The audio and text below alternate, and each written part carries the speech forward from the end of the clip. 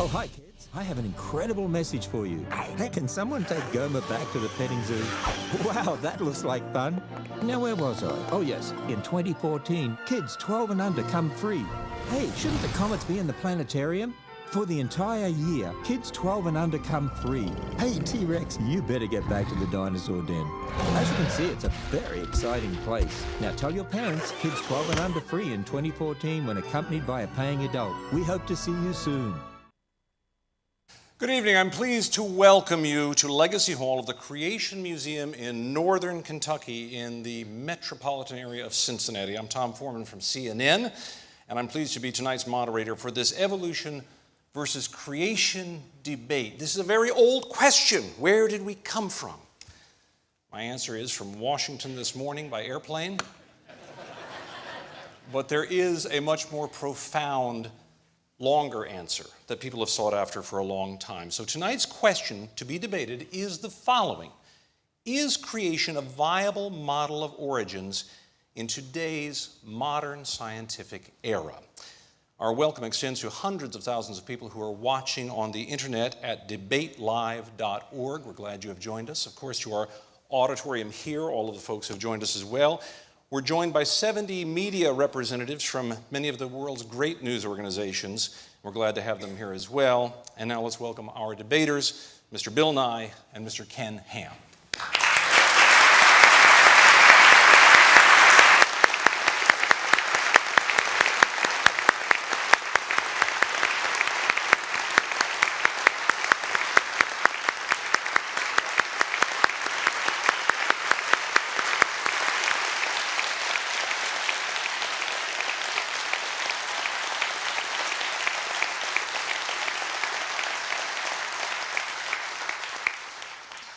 We had a coin toss earlier to determine who would go first of these two men. The only thing missing was Joe Namath in a fur coat, but it went very well. Mr. Ham won the coin toss, and he opted to speak first. But first, let me tell you a little bit about both of these gentlemen. Mr. Nye's website describes him as a scientist, engineer, comedian, author, and inventor. Mr. Nye, as you may know, produced a number of award-winning TV shows, including the program he became so well known for, Bill Nye, the Science Guy.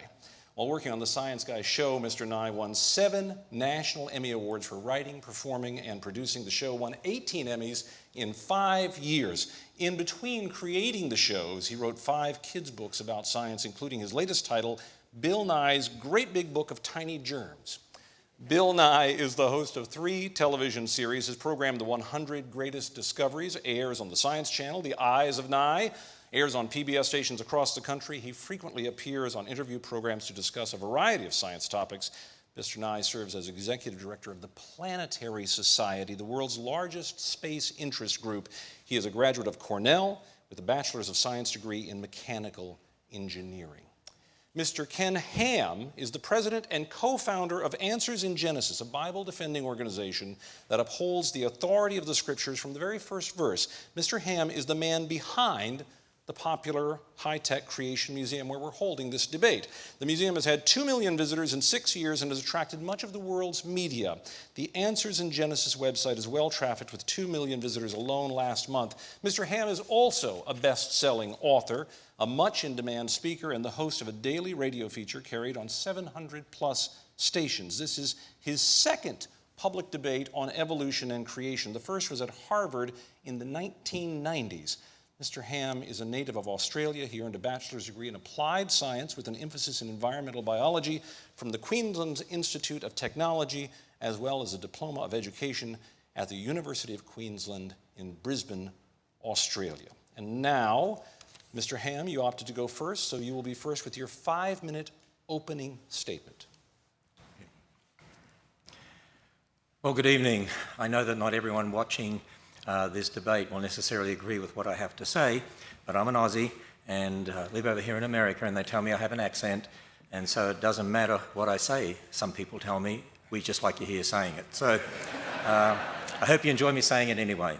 Well, the debate topic is this: is creation a viable model of origins in today's modern scientific era? You know, when this was first announced on the internet, there are lots of statements like this one from the Richard Dawkins Foundation: scientists should not debate creationists, period. And this one from one of the Discovery.com websites, Should Scientists Debate Creationists? You know, right here I believe there's a gross misrepresentation in our culture. We're seeing people in being indoctrinated to believe that creationists can't be scientists. I believe it's all a part of secularists hijacking the word science. I want you to meet a modern-day scientist who is a biblical creationist. My name is Stuart Burgess. I'm a Professor of Engineering Design at Bristol University in the UK. My name is Stuart Burgess. I'm a Professor of Engineering Design at Bristol University in the UK. I have published over 130 scientific papers on the science of design in engineering and biological systems. From my research work, I have found that the scientific evidence fully supports creationism as the best explanation to origins. I've also designed major parts of spacecraft launched by ESA and NASA. So here's a biblical creationist who's a scientist who's also an inventor. And I want young people to understand that. You know, the problem, I believe, is this. We need to define terms correctly. We need to define creation, evolution in regard to origins, and we need to define science. And in this opening statement, I want to concentrate on dealing with the word science. I believe the word science has been hijacked by secularists. Now, what is science? Well, the origin of the word comes from the classical Latin scientia, which means to know. And if you look up a dictionary, it'll say science means state of knowing, knowledge. But there's different types of knowledge, and I believe this is where the confusion lies. There's experimental or observational science, as we call it. That's using the scientific method, observation, measurement, experiment, testing. That's what produces our technology, computers, spacecraft, jet planes, smoke detectors, looking at DNA, antibiotics, medicines and vaccines. You see, all scientists, whether creationists or evolutionists, actually have the same observational or experimental science. And it doesn't matter whether you're a creationist or an evolutionist, you can be a great scientist. For instance, here's an atheist who is a great scientist, Craig Venter, one of the first researchers to sequence the human genome. Or Dr. Raymond Damadian. He is a man who invented the MRI scanner and revolutionized medicine. He's a biblical creationist. But I want us to also understand molecules to man evolution belief has nothing to do with developing technology. You see, when we're talking about origins, we're talking about the past. We're talking about our origins. We weren't there. You can't observe that, whether it's molecules to man evolution or whether it's a creation account. When you're talking about the past, we like to call that origins or historical science, knowledge concerning the past. Here at the Creation Museum, we make no apology about the fact that our origins or historical science actually is based upon the biblical account of origins. Now, when you research science textbooks being used in public schools, what we found is this. By and large, their origins or historical science is based upon man's ideas about the past, for instance, the ideas of Darwin. And our research has found that public school textbooks are using the same word science for observational science and historical science. They arbitrarily define science as naturalism and outlaw the supernatural. They present molecules to man evolution as fact. They are imposing, I believe, the religion of naturalism or atheism on generations of students. You see, I assert that the word science has been hijacked by secularists in teaching evolution to force the religion of naturalism on generations of kids. Secular evolutionists teach that all life developed by natural processes from some primordial form, that man is just an evolved animal, which has great bearing on how we view life and death. For instance, as Bill states, it's very hard to accept for many of us that when you die, it's over. But you see, the Bible gives a totally different account of origins, of who we are, where we came from, the meaning of life and our future.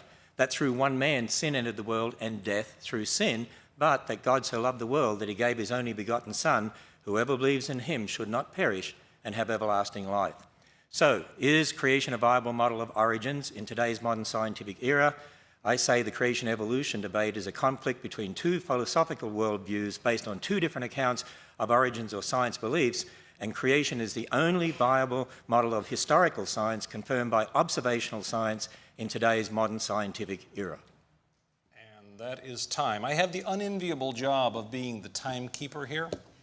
So I'm like the referee in football that you don't like, but I will periodically, if either one of our debaters runs over on anything, I will stop them in the name of keeping it fair for all. Mr. Ham, thank you for your comments. Now it's Mr. Nye's turn for a 5-minute opening statement. Mr. Nye. Thank you. It's a pleasure to be here. I very much appreciate you including me in your facility here. Now, looking around the room, I think I see just one bow tie. Is that right? Just one. I'm telling you, once you try. Oh, yes, two. That's great. I started wearing bow ties when I was young in high school. My father showed me how, his father showed him. And there's a story associated with this, which I find remarkable. My grandfather was in the Rotary, and he attended a convention in Philadelphia. And even in those days, at the turn of the last century, people rented tuxedos. And the tuxedo came with a bow tie, untied bow tie. So he didn't know how to tie it, so wasn't sure what to do, but he just took a chance. He went to the hotel room next door, knocked on the door, excuse me, can you help me tie my tie? And the guy said, sure, lie down on the bed. So my grandfather, I mean, he wanted to have the tie on, wasn't sure what he was getting into, so he is said to have lain on the bed, and the guy tied a perfect bow tie knot, and quite reasonably, my grandfather said, thank you. Why'd I have to lie down on the bed? The guy said, I'm an undertaker. It's really the only way I know how to do it. Now, that story was presented to me as a true story. It may or may not be, but it gives you something to think about, and it's certainly something to remember. So here tonight, we're going to have two stories, and we can compare Mr. Ham's story to the story from what I will call the outside, from mainstream science. The question tonight is, does Ken Ham's creation model hold up? Is it viable? So let me ask you all, what would you be doing if you weren't here tonight? That's right, you'd be home watching CSI. CSI Petersburg. Is it coming? I think it's coming. And on CSI, there is no distinction made between historical science and observational science. These are constructs unique to Mr. Ham. We don't normally have these anywhere in the world except here. Natural laws that applied in the past apply now. That's why they're natural laws. That's why we embrace them. That's how we made all these discoveries that enabled all this remarkable technology.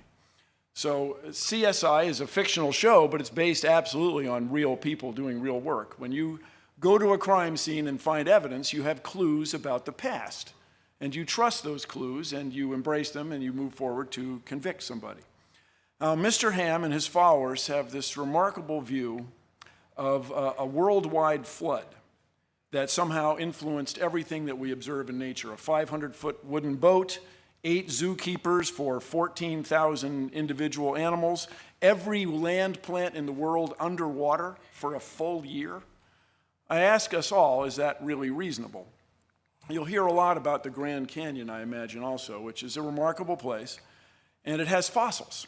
And the fossils in the Grand Canyon are found in layers.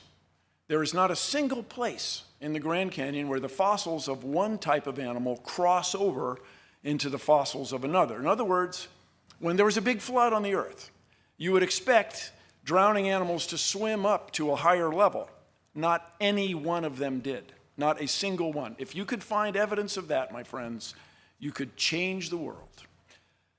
Now, I just want to remind us all, there are billions of people in the world who are deeply religious, who get enriched, who have a wonderful sense of community from their religion. They worship together, they eat together, they live in their communities and enjoy each other's company. Billions of people, but these same people do not embrace the extraordinary view that the earth is somehow only 6,000 years old. That is unique. And here's my concern.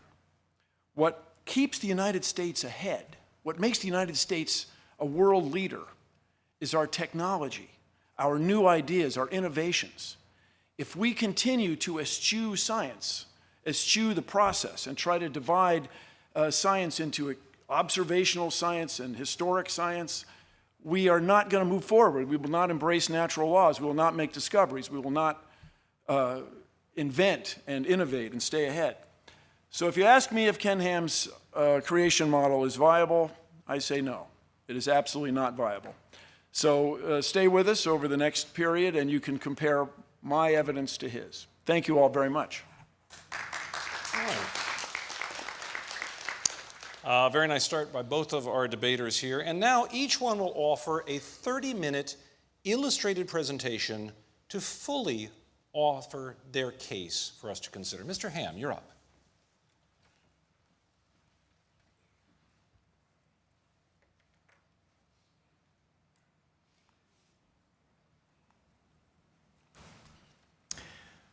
Well, the debate topic was, is creation a viable model of origins in today's modern scientific era?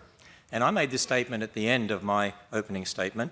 Creation is the only viable model of historical science confirmed by observational science in today's modern scientific era. And I said, what we need to be doing is actually defining our terms, and particularly three terms: science, creation, and evolution. Now, I discussed the meaning of the word science and what is meant by experimental or observational science briefly, and that both creationists and evolutionists can be great scientists, for instance. I mentioned Craig Venter, a biologist. He's an atheist, and he's a great scientist. He was one of the first researchers to sequence the human genome. I also mentioned Dr. Raymond Damadian, who actually invented the MRI scanner. I want you to meet a biblical creationist who is a scientist and inventor. Hi, my name is Dr. Raymond Damadian. I am a young Earth creation scientist and believe that God created the world in 6 24-hour days, just as recorded in the book of Genesis.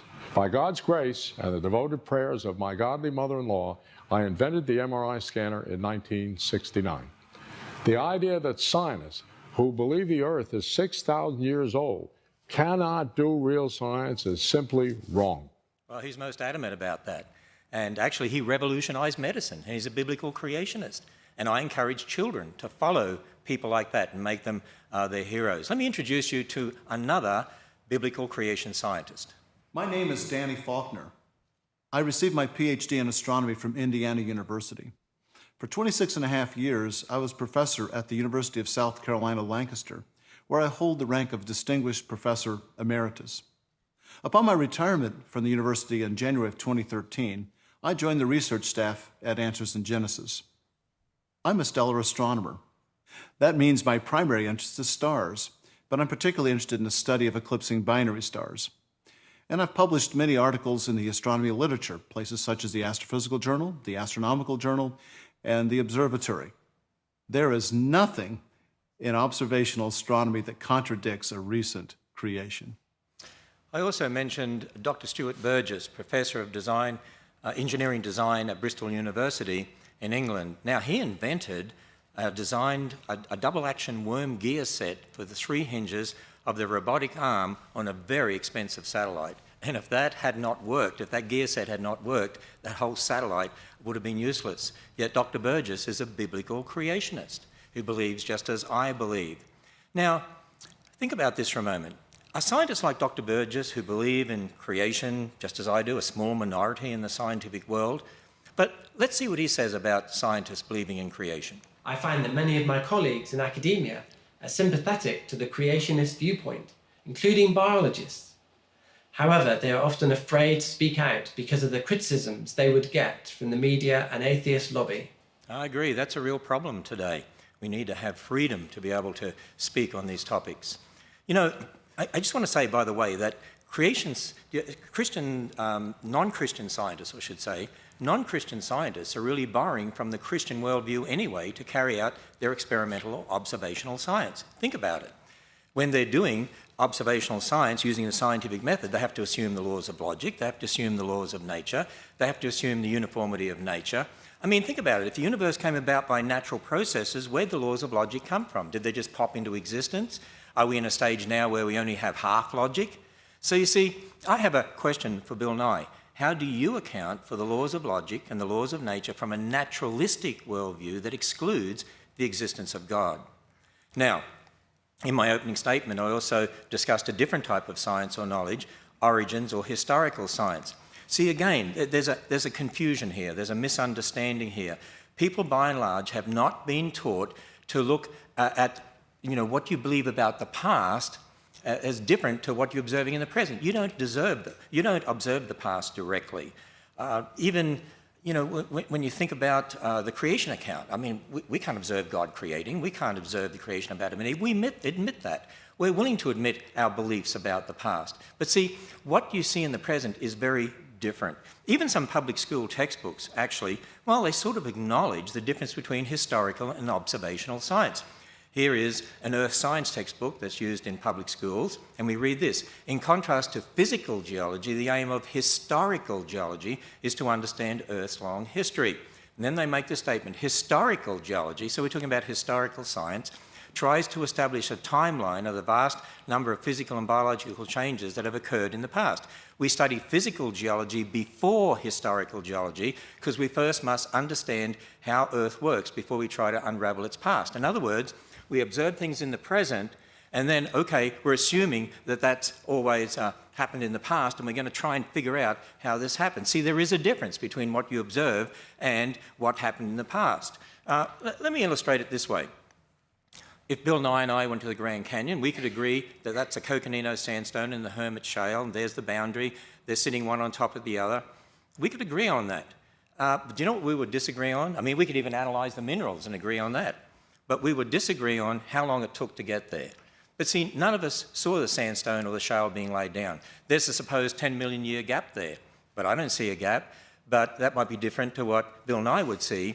But see, there's a difference between what you actually observe directly and then your interpretation in regard to the past. When I was at the Goddard Space Centre a number of years ago, I met creationists and evolutionists who were both working on the Hubble telescope. They agreed on how to build the Hubble telescope. You know what they disagreed on? Well, they disagreed on how to interpret the data that telescope obtained in regard to the age of the universe. And, you know, we could go on and talk about lots of other similar sorts of things. For instance, I've heard Bill Nye talk about how a smoke detector works using the radioactive element americium. And you know what? I totally agree with him on that. We agree how it works. We agree how radioactivity enables that to work. But if you're then going to use radioactive elements and talk about the age of the Earth, you've got a problem because you weren't there. We've got to understand parent elements, daughter elements, and so on. We could agree whether you're a creationist or evolutionist on the technology to put the rover on Mars, but we're going to disagree on how to interpret the origin of Mars. I mean, there are some people that believe there was even a global flood on Mars and there's no liquid water on Mars. But, you know, we're going to disagree maybe on our interpretation of origins, and you can't prove either way because, not from an observational science perspective, because we've only got the present. Creationists and evolutionists both work on medicines and vaccines. You see, it doesn't matter whether you're a creationist or an evolutionist, all scientists have the same experimental or observational science. So I have a question for Bill Nye. Can you name one piece of technology that could only have been developed starting with a belief in molecules to man evolution? Now, here's another important fact. Creationists and evolutionists all have the same evidence. Bill Nye and I have the same Grand Canyon. We don't disagree on that. We will have the same fish fossil, this is one from the Creation Museum, the same dinosaur skeletons, the same animals, the same humans, the same DNA, the same radioactive decay elements that we see. We have the same universe. Actually, we all have the same evidences. It's not the evidences that are different. It's a battle over the same evidence in regard to how we interpret the past. And you know why that is? Because it's really a battle over worldviews and starting points. It's a battle over philosophical worldviews and starting points, but the same evidence. Now, I admit my starting point is that God is the ultimate authority. But if someone doesn't accept that, then man has to be the ultimate authority. And that's really the difference when it comes down to it. You see, I've been emphasizing the difference between historical origin science, knowledge about the past when you weren't there, and we need to understand that we weren't there, or experimental or observational science, using your five senses in the present, the scientific method, what you can directly observe, test, repeat. There's a big difference between those two. And that's not what's being taught in our public schools, and that's why kids aren't being taught to think critically and correctly about the origins issue. But you know, it's also important to understand when talking about creation evolution, both involve historical science and observational science. You see, the role of observational science is this: it can be used to confirm or otherwise one's historical science based on one's starting point. Now, when you think about the debate topic and what I affirmed concerning creation, if our origins or historical science based on the Bible's account of origins is true, then there should be predictions from this that we can test using observational science, and there are. For instance, based on the Bible, we'd expect to find evidence confirming an intelligence produced life. we'd expect to find evidence confirming after their kind. The Bible says God made kinds of animals and plants after their kind, implying each kind produces its own, not that one kind changes into another. You'd expect to find evidence confirming a global flood of Noah's day, evidence confirming one race of humans, because we all go back to Adam and Eve. Biologically, that would mean there's one race. Evidence confirming the Tower of Babel, that God gave different languages. Evidence confirming a young universe. Now, I can't go through all of those, but a couple of them we'll look at briefly. After their kind, evidence confirming that. In the Creation Museum, we have a display featuring replicas, actually, of Darwin's finches. They're called Darwin's finches. Darwin collected finches from the Galapagos and took them back to England, and we see the different species, the different beak sizes here.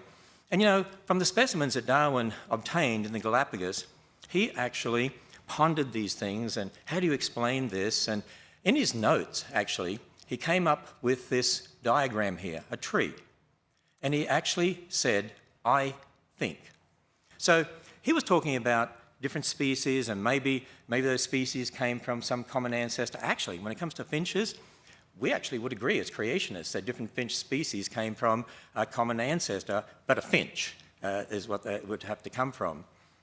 But you see, Darwin wasn't just thinking about species.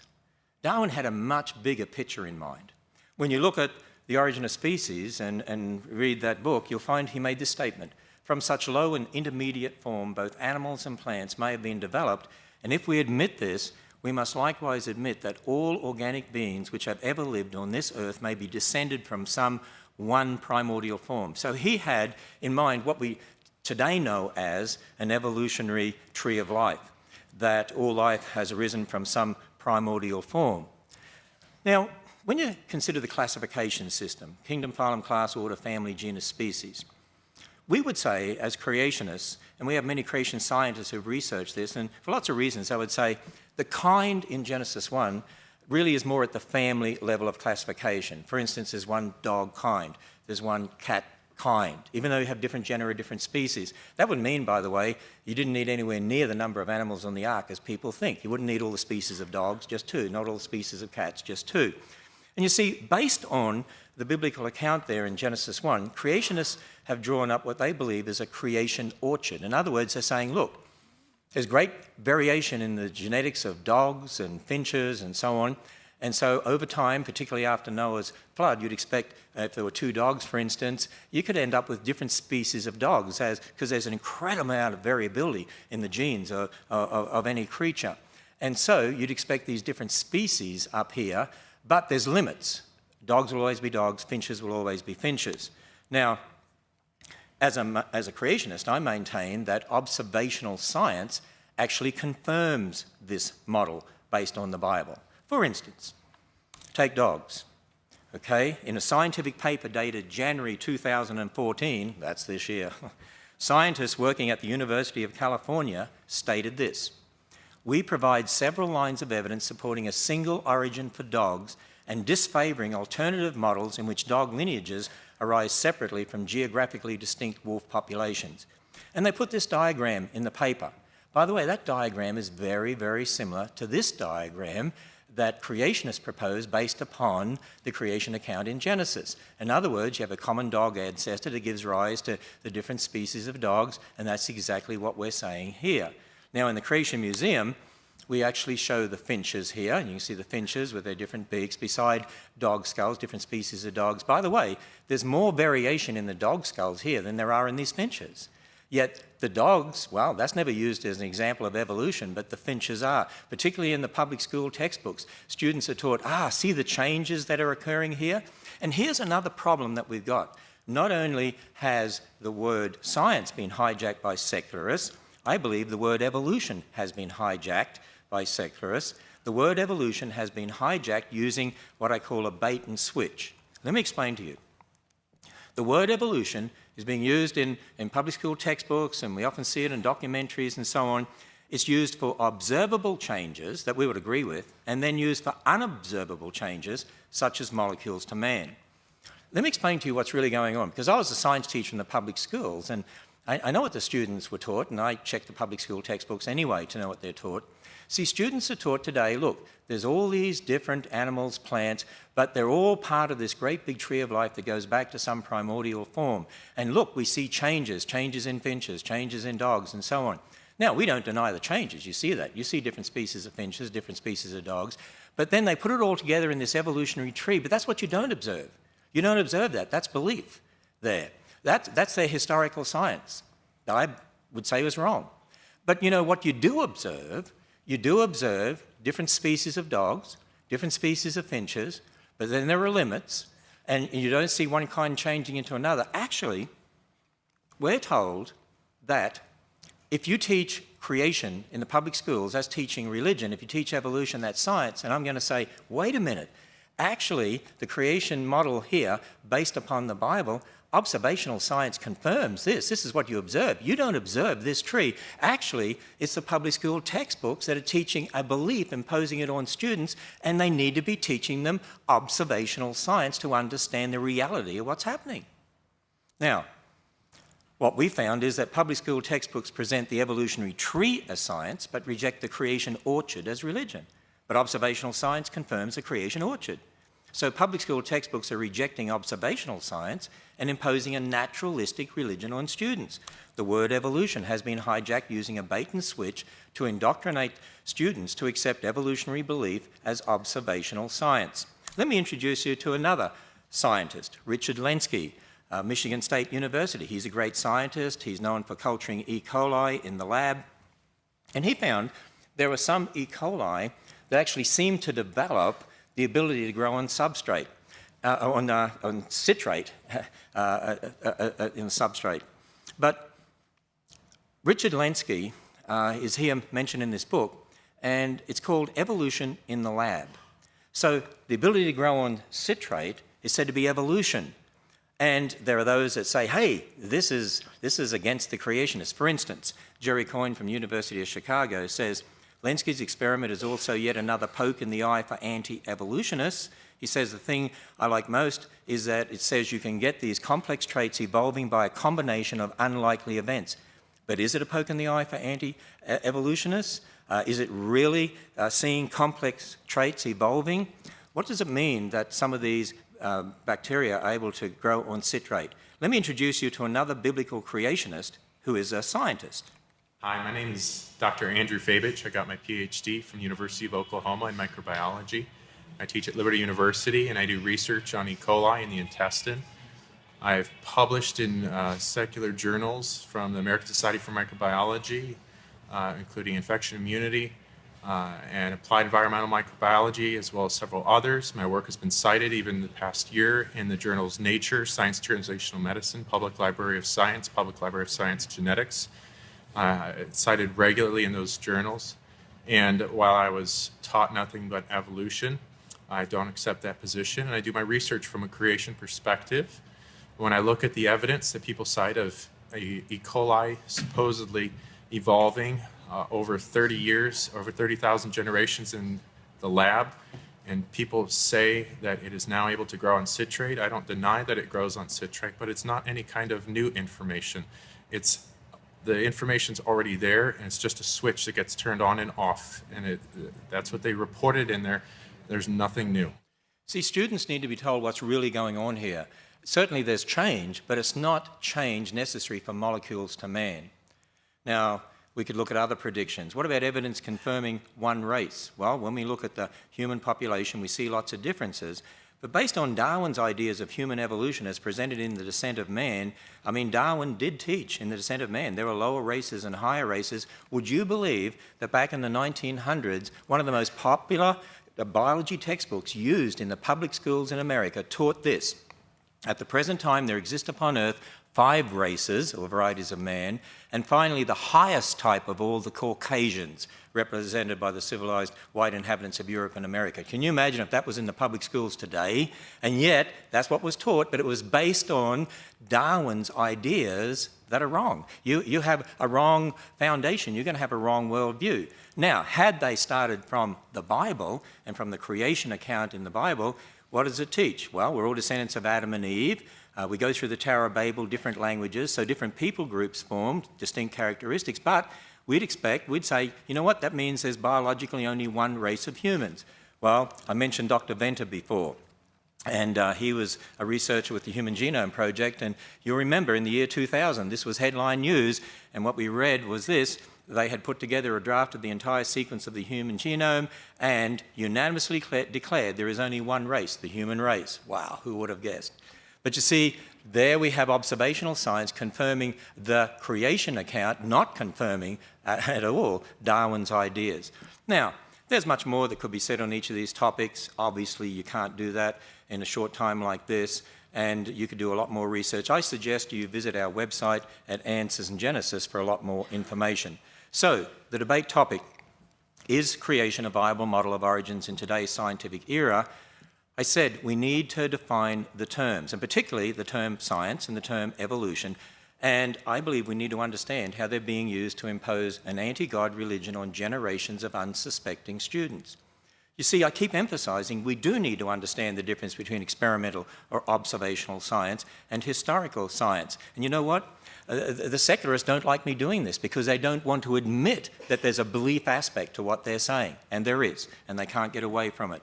Let me illustrate this with a statement from Bill Nye. That you can show the Earth is not flat. You can show the Earth is not 10,000 years old. By the way, I agree. You can show the Earth is not flat. There's a video from the Galileo spacecraft showing the Earth, and speeded up, of course, but spinning. You can see it's a sphere. You can observe that. You can't observe the age of the Earth. You don't see that. You see, again, I emphasize there's a big difference between historical science, talking about the past, and observational science, talking about the present. And I believe what's happening is this, that students are being indoctrinated by the confusion of terms. The hijacking of the word science and the hijacking of the word evolution in a bait and switch. Let me illustrate further with this video clip, because here I assert that Bill Nye is equating observational science with historical science, and I also say it's not a mystery when you understand the difference. Apparently, people with these deeply held religious beliefs, they embrace that whole literal interpretation of the Bible as written in English as a worldview, and at the same time, they accept aspirin, antibiotic drugs, airplanes, but they're able to hold these two worldviews, and this is a mystery. Actually, I suggest to you it's not a mystery. You see, when I'm talking about antibiotics, aspirin, smoke detectors, jet planes, that's Ken Ham, the observational science bloke. I'm an Australian. We call guys blokes, okay? But when you're talking about creation in thousands of years or the age of the Earth, that's Ken Ham, the historical science bloke. I'm willing to admit that. Now, when Bill Nye's talking about aspirin, antibiotics, jet planes, smoke detectors, he does a great job at that. I used to enjoy watching him on TV too.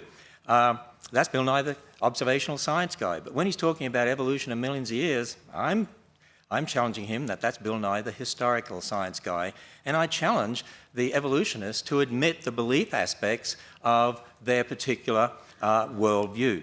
Now, at the Creation Museum, we're only too willing to admit our beliefs based upon the Bible, but we also teach people the difference between beliefs and what one can actually observe and experiment with in the present. I believe we're teaching people to think critically and to think in the right terms about science. I believe it's the creationists that should be educating the kids out there, because we're teaching them the right way to think. You know, we admit our origins of historical science is based upon the Bible, but I'm just challenging evolutionists to admit the belief aspects of evolution and be upfront about the difference here. As I said, I'm only too willing to admit my historical science based on the Bible. And let me further go on and define the term creation as we use it. By creation, we mean, here at Answers in Genesis and the Creation Museum, we mean the account based on the Bible. Yes, I take Genesis as literal history, as Jesus did. And here at the Creation Museum, we walk people through that history. We walk them through creation, a perfect creation. God made Adam and Eve, land animal kind, sea creatures, and so on. And then sin and death entered the world, so there was no death before sin. That means, how can you have billions of dead things before man sinned? And then the catastrophe of Noah's flood. If there was a global flood, you'd expect to find billions of dead things buried in rock layers laid down by water all over the earth. Had to say that because a lot of our supporters would want me to. And what do you find? Billions of dead things buried in rock layers laid down by water all over the earth. Confusion, the Tower of Babel.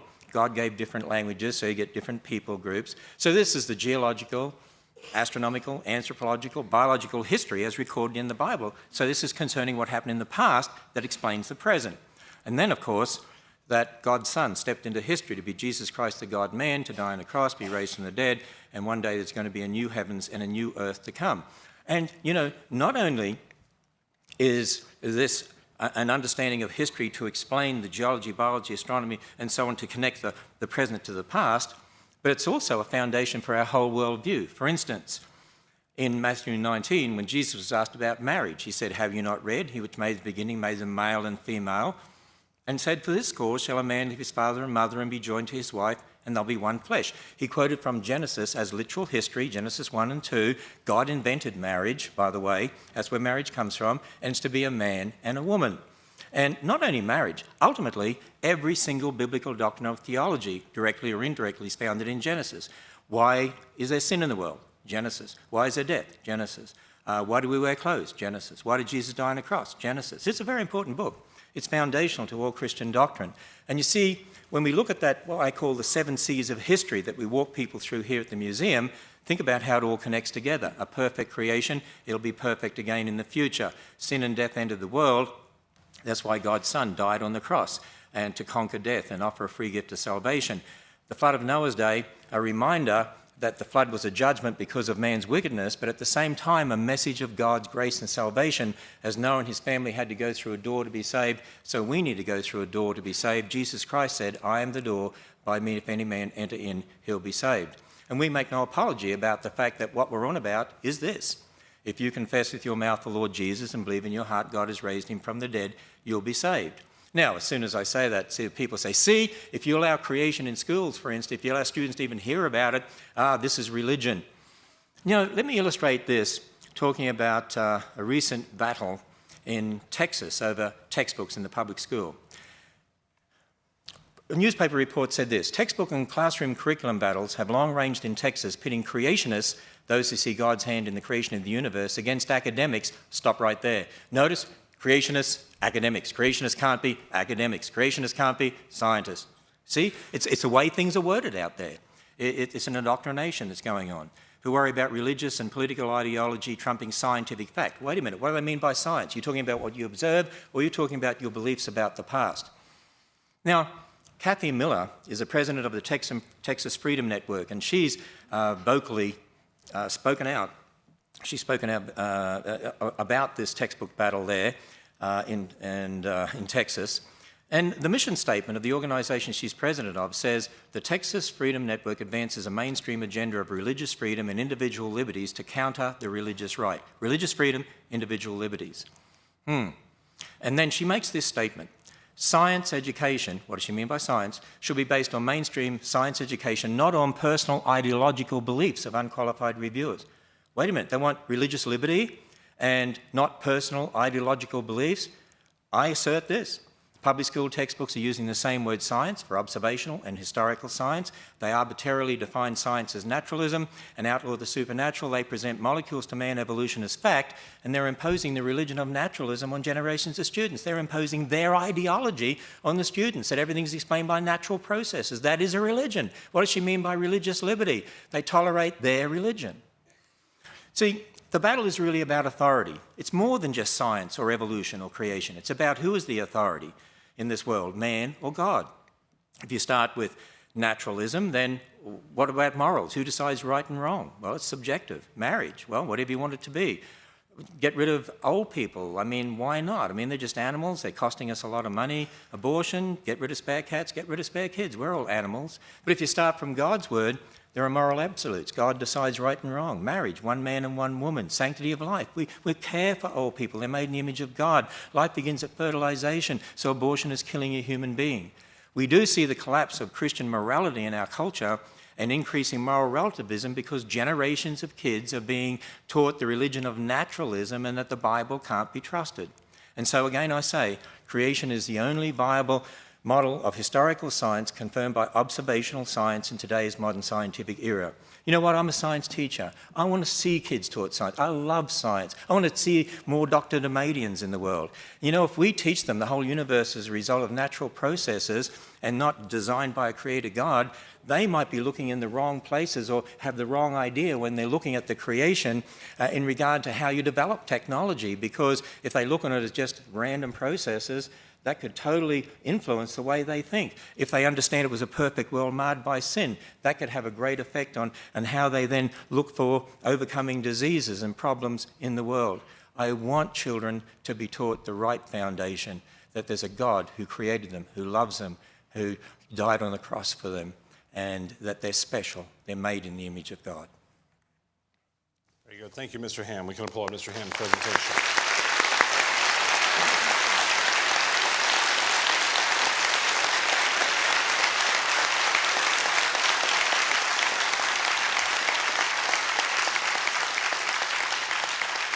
And you know, it did occur to me when you had my old friend Larry King up there, you know, you could have just asked him. He's been around a long time, and he's a smart guy. He could probably answer it for all of us. Now, let's all be attentive to Mr. Nye as he gives us his 30-minute presentation. Thank you very much. And Mr. Ham, I learned something. Thank you.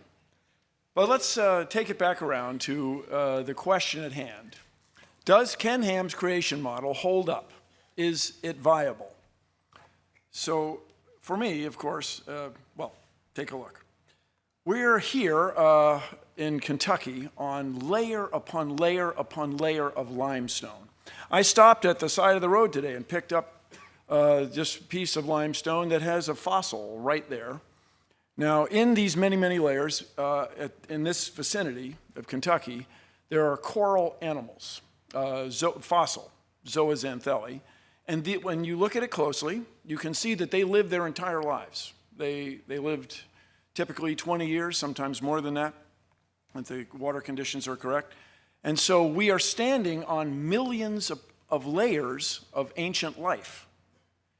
How could those animals have lived their entire life and formed these layers in just 4,000 years? There isn't enough time since Mr. Ham's flood for this limestone that we're standing on to have come into existence. My scientific colleagues go to places like Greenland, the Arctic, they go to Antarctica, and they drill into the ice with hollow drill bits. It's not that extraordinary. Many of you have probably done it yourselves, drilling other things, hole saws to put locks in doors, for example. And we pull out long cylinders of ice, long ice rods. And these are made of snow. And by long tradition, it's called snow ice. And snow ice forms over the winter as snowflakes fall and are crushed down by subsequent layers. They're crushed together and trapping the little bubbles.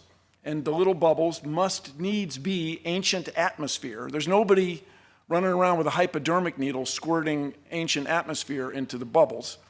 And we find certain of these cylinders to have 680,000 layers. 680,000 snow, winter, summer cycles. How could it be that just 4,000 years ago, all of this ice formed? Let's just run some numbers. This is some scenes from lovely Antarctic. Let's say we have 680,000 layers of snow ice and 4,000 years since the Great Flood. That would mean we'd need 170 winter, summer cycles every year for the last 4,000 years. I mean, wouldn't someone have noticed that? Wow, wouldn't someone have noticed that there's been winter, summer 170 times one year? If we go to California, we find enormous stands of bristlecone pines. Some of them are over 6,000 years old, 6,800 years old. There's a famous tree in Sweden, Old Tycho, is 9,550 years old. How could these trees be there if there was an enormous flood just 4,000 years ago? You can try this yourself, everybody. I don't mean to be mean to trees, but get a sapling and put it underwater for a year it will not survive in general, nor will its seeds. They just won't make it. So how could these trees be that old if the Earth is only 4,000 years old? Now, when we go to the Grand Canyon, which is an astonishing place, and I recommend to everybody in the world to someday visit the Grand Canyon, you find layer upon layer of ancient rocks. And if there was this enormous flood that you speak of, wouldn't there have been churning and bubbling and roiling? How would these things have settled out? Your claim that they settled out in an extraordinary short amount of time is, for me, not satisfactory. You can look at these rocks, you can look at rocks that are younger, you can go to seashores where there's sand. This is what geologists on the outside do, study the rate at which soil is deposited at the end of rivers and deltas, and we can see that it takes a long, long time for sediments to turn to stone. Also, in this picture, you can see where one type of sediment has intruded on another type. Now, if that was uniform, wouldn't we expect it all to be even without intrusion? Furthermore, you can find places in the Grand Canyon where you see an ancient riverbed on that side going to an ancient riverbed on that side, and the Colorado River has cut through it. And by the way, if this great flood drained through the Grand Canyon, wouldn't there have been a Grand Canyon on every continent? How could we not have Grand Canyons everywhere if this water drained away in this extraordinary short amount of time, 4,000 years? Now, when you look at these layers carefully, you find these beautiful fossils. And when I say beautiful, I am inspired by them. They're remarkable because we are looking at the past. You find down low, you'll find what you might consider as rudimentary sea animals. Up above, you'll find the famous trilobites. Above that, you might find some clams, some oysters. And above that, you'll find some mammals. You never, ever find a higher animal mixed in with a lower one. You never find a lower one trying to swim its way to the higher one. If it all happened in such an extraordinary short amount of time, if this water drained away just like that, wouldn't we expect to see some turbulence? And by the way, anyone here, really, if you can find one example of that anywhere in the world, the scientists of the world challenge you. They would embrace you. You would be a hero. You would change the world if you could find one example of that anywhere. People have looked and looked and looked. They have not found a single one. Now, here's an interesting thing. These are fossil skulls that people have found all around the world. It's by no means representative of all the fossil skulls that have been found, but these are all over the place. Now, if you were to look at these, I can assure you not any of them is a gorilla, right? If, as Mr. Ham and his associates claim, there was just man and then everybody else, there were just humans and all other species, where would you put modern humans among these skulls? How did all these skulls get all over the earth in these extraordinary fashion? Where would you put us? Well, I can tell you we are on there, and I encourage you, when you go home, to look it up. Now, one of the extraordinary claims associated with Mr. Ham's worldview is that this giant boat, very large wooden ship, went aground safely on a mountain in the Middle East, what we now call the Middle East. And so places like Australia are populated then by animals who somehow managed to get from the Middle East all the way to Australia in the last 4,000 years. Now, that to me is an extraordinary claim. We would expect then, somewhere between the Middle East and Australia, we would expect to find evidence of kangaroos. We would expect to find some fossils, some bones. In the last 4,000 years, somebody would have been hopping along there and died along the way, and we'd find them. And furthermore, there's a claim that there was a land bridge that allowed these animals to get from Asia all the way to the continent of Australia, and that land bridge has disappeared in the last 4,000 years. No navigator, no diver, no US Navy submarine. No one's ever detected any evidence of this, let alone any fossils of kangaroos. So your expectation is not met. It doesn't seem to hold up. So let's see, if there are 4,000 years since Ken Ham's flood, and let's say, as he said many times, there are 7,000 kinds. Today, the very, very lowest estimate is that there are about 8.7 million species. But a much more reasonable estimate is it's 50 million or even 100 million when you start counting the viruses and the bacteria and all the beetles that must be extant in the tropical rainforest that we haven't found. So we'll take a number which I think is pretty reasonable, 16 million species today, okay? If these came from 7,000 kinds, let's say we have 7,000 subtracted from 15 million, that's 15,993. We have 4,000 years, we have 365 and a quarter days a year. We would expect to find 11 new species every day. So you'd go out into your yard, you wouldn't just find a different bird, a new bird, you'd find a different kind of bird, a whole new species of bird every day, a new species of fish, a new species of organisms you can't see, and so on. I mean, this would be enormous news. The last 4,000 years, people would have seen these changes among us. So the Cincinnati Enquirer, I imagine, would carry a column right next to the weather report. Today's new species, and it would list these 11 every day. But we see no evidence of that. There's no evidence of these species. There just simply isn't enough time. Now, as you may know, I was graduated from engineering school, and I got a job at Boeing. I worked on 747s. Okay, everybody relax. I was very well supervised. Everything's fine. There's a tube in the 747 I kind of think of as my tube. But that aside, I traveled the highways of Washington State quite a bit. I was a young guy. I had a motorcycle.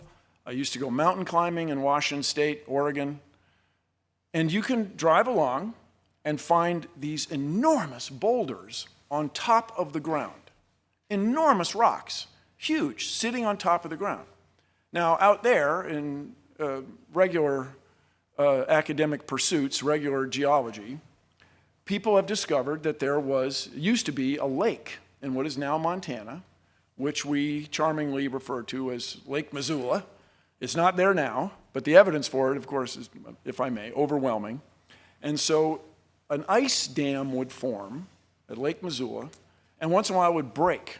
It would build up and break, and there were multiple floods in my old state of Washington State. But just before we go on, let me just say, go Seahawks. That was very gratifying for me. Anyway, you drive along the road, and there are these rocks. So if, as is asserted here at this facility, that the heavier rocks would sink to the bottom during a flood event, the big rocks, and especially their shape, instead of aerodynamic, the hydrodynamic, the water-changing shape, as water flows past. You'd expect them to sink to the bottom. But here are these enormous rocks right on the surface, and there's no shortage of them. If you go driving in Washington State or Oregon, they're readily available. So how could those be there if the Earth is just 4,000 years old? How could they be there if this one flood caused that? Another remarkable thing I'd like everybody to consider, inherent in this worldview, is that somehow Noah and his family were able to build a wooden ship that would house 14,000 individuals. There are 7,000 kinds, and there's a boy and a girl for each one of those. So it's about 14,008 people. And these people were unskilled. As far as anybody knows, they had never built a wooden ship before. Furthermore, they had to get all these animals on there, and they had to feed them, and I understand that Mr. Ham has some explanations for that, which I frankly find extraordinary, but this is the premise of the bit. And we can then run a test, a scientific test. People in the early 1900s built an extraordinary large wooden ship, the Wyoming. It was a 6-masted schooner, the largest one ever built. It had a motor on it for winching cables and stuff. But this boat had a great difficulty. It was not as big as the Titanic, but it was a very long ship. It would twist in the sea. It would twist this way, and this way. And in all that twisting, it leaked. It leaked like crazy. The crew could not keep the ship dry. And indeed, it eventually foundered and sank, loss of all 14 hands. So there were 14 crewmen aboard a ship built by very, very skilled shipwrights in New England. These guys were the best in the world at wooden shipbuilding. And they couldn't build a boat as big as the Ark is claimed to have been. Is that reasonable? Is that possible? That the best shipbuilders in the world couldn't do what 8 unskilled people, men and their wives, were able to do. If you visit the National Zoo in Washington, D.C., it's 163 acres, and they have 400 species. By the way, this picture that you're seeing was taken by spacecraft in space, orbiting the Earth. If you told my grandfather, let alone my father, that we had that capability, they would have been amazed. That capability comes from our fundamental understanding of gravity, of material science, of physics, and life science, where you go looking. This place is often, as any zoo, is often deeply concerned and criticized for how it treats its animals. They have 400 species on 163 acres, 66 hectares. Is it reasonable that Noah and his colleagues, his family, were able to maintain 14,000 animals and themselves and feed them aboard a ship that was bigger than anyone's ever been able to build? Now, here's the thing. What we want in science as practiced out on the outside, is an ability to predict. We want to have a natural law that is so obvious and clear, so well understood, that we can make predictions about what will happen. We can predict that we can put a spacecraft in orbit and take a picture of Washington, D.C. We can predict that if we provide this much room for an elephant, it will live healthily for a certain amount of time. So I'll give you an example. In the explanation provided by traditional science of how we came to be, we find, as Mr. Ham alluded to many times in his recent remarks, we find a sequence of animals in what generally is called the fossil record. This would be to say, when we look at the layers that you would find in Kentucky, you look at them carefully, you find a sequence of animals, a succession. And as one might expect, when you're looking at old records, there's some pieces seem to be missing, a gap. So scientists got to thinking about this. There are lungfish that jump from pond to pond in Florida and end up in people's swimming pools. And there are amphibians, frogs and toads, croaking and carrying on. And so people wondered if there wasn't a fossil or an organism, an animal that had lived, that had characteristics of both. People over the years had found that in Canada, there was clearly a fossil marsh, a place that used to be a swamp, had dried out. And they found all kinds of happy swamp fossils there, ferns, so on, organisms, animals, fish that were recognized. And people realized that if this, with the age of the rocks there, as computed by traditional scientists, with the age of the rocks there, this would be a reasonable place to look for an animal, a fossil of an animal that lived there. And indeed, scientists found it, Tiktaalik, this fish lizard guy. And they found several specimens. It wasn't one individual. In other words, they made a prediction that this animal would be found, and it was found. So far, Mr. Ham and his worldview, the Ken Ham creation model, does not have this capability. It cannot make predictions and show results. Here's an extraordinary one that I find remarkable. There are certain fish, the top minnows, that have the remarkable ability to have sex with other fish, traditional fish sex, and they can have sex with themselves. Now, one of the old questions in life science, everybody, one of the old sort of chin strokers, is why does any organism, whether you're an ash tree, a sea jelly, a squid, a marmot, why does anybody have sex? I mean, there are more bacteria in your tummy right now than there are humans on Earth. And bacteria, they don't bother with that, man. They just like split themselves in half. They get new bacteria. Like, let's get her done. Let's go. But why does think of all the trouble a rose bush goes to make a flower, and the thorns and the bees swimming, flying around, interacting. Why does anybody bother with all that? And the answer seems to be your enemies. And your enemies are not lions and tigers and bears. Oh my, no. Your enemies are germs and parasites. That's what's going to get you. Germs and parasites. My first cousin's son died tragically from essentially the flu. This is not some story I heard about. It's my first cousin once removed. Because apparently the virus had the right genes to attack his genes. So when you have sex, you have a new set of genes. You have a new mixture. So people studied these top minnows, and they found that the ones who reproduced sexually had fewer parasites than the ones that reproduced on their own, this black spot disease. Wait, there's more. In these populations, with flooding and so on, with river ponds get isolated, then they dry up, then the river flows again. In between, some of the fish will have sex with other fish sometimes, and they'll have sex on their own, what's called asexually. And those fish, the ones that are in between, sometimes this, sometimes that, they have an intermediate number of infections. In other words, the explanation provided by evolution made a prediction. And the prediction's extraordinary and subtle, but there it is. How else would you explain it? And to Mr. Ham and his followers, I say this is something that we in science want. We want the ability to predict. And your assertion that there's some difference between the natural laws that I use to observe the world today and the natural laws that existed 4,000 years ago is extraordinary and unsettling.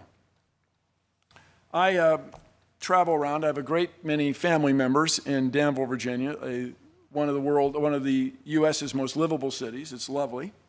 And I was driving along, and there was a sign in front of a church, Big Bang Theory, you got to be kidding me, God. Now, everybody, why would someone at the church, a pastor, for example, put that sign up unless he or she didn't believe that the Big Bang was a real thing? I just want to review briefly with everybody why we accept, in the outside world, why we accept the Big Bang. Edwin Hubble, there you go. You got to be kidding me, God. Edwin Hubble was sitting at Mount Wilson, which is up from Pasadena, California.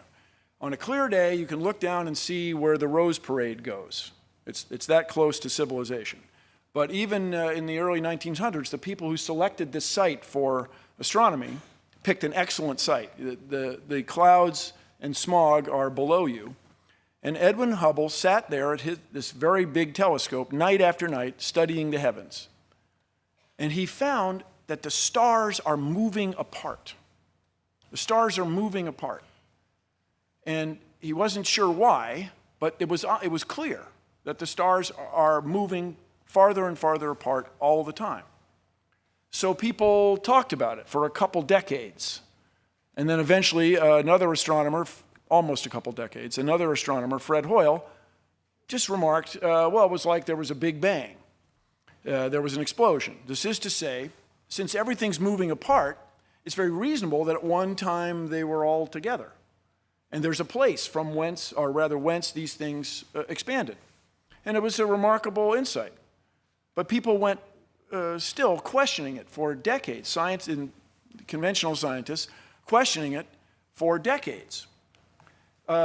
These two researchers wanted to listen for radio signals from space, radio astronomy. And this is, while we have visible light for our eyes, there's a whole nother bunch of waves of light that are much longer The microwaves in your oven are about that long. The radar at the airport is about that long. Your FM radio signals about like this. AM radio signals are a kilometer. They're several soccer fields. They went out listening, and there was this hiss, this tss, all the time that wouldn't go away. And they thought, oh, doggone it, there's some loose connector. They plugged in the connector. They re-screwed it. They made it tight. They turned it this way. The hiss was still there. They heard it that way. It's just still there. They thought it was pigeon droppings that had affected the reception of this horn, it's called. This thing is still there. It's in Basking Ridge, New Jersey. It's a National Historic Site.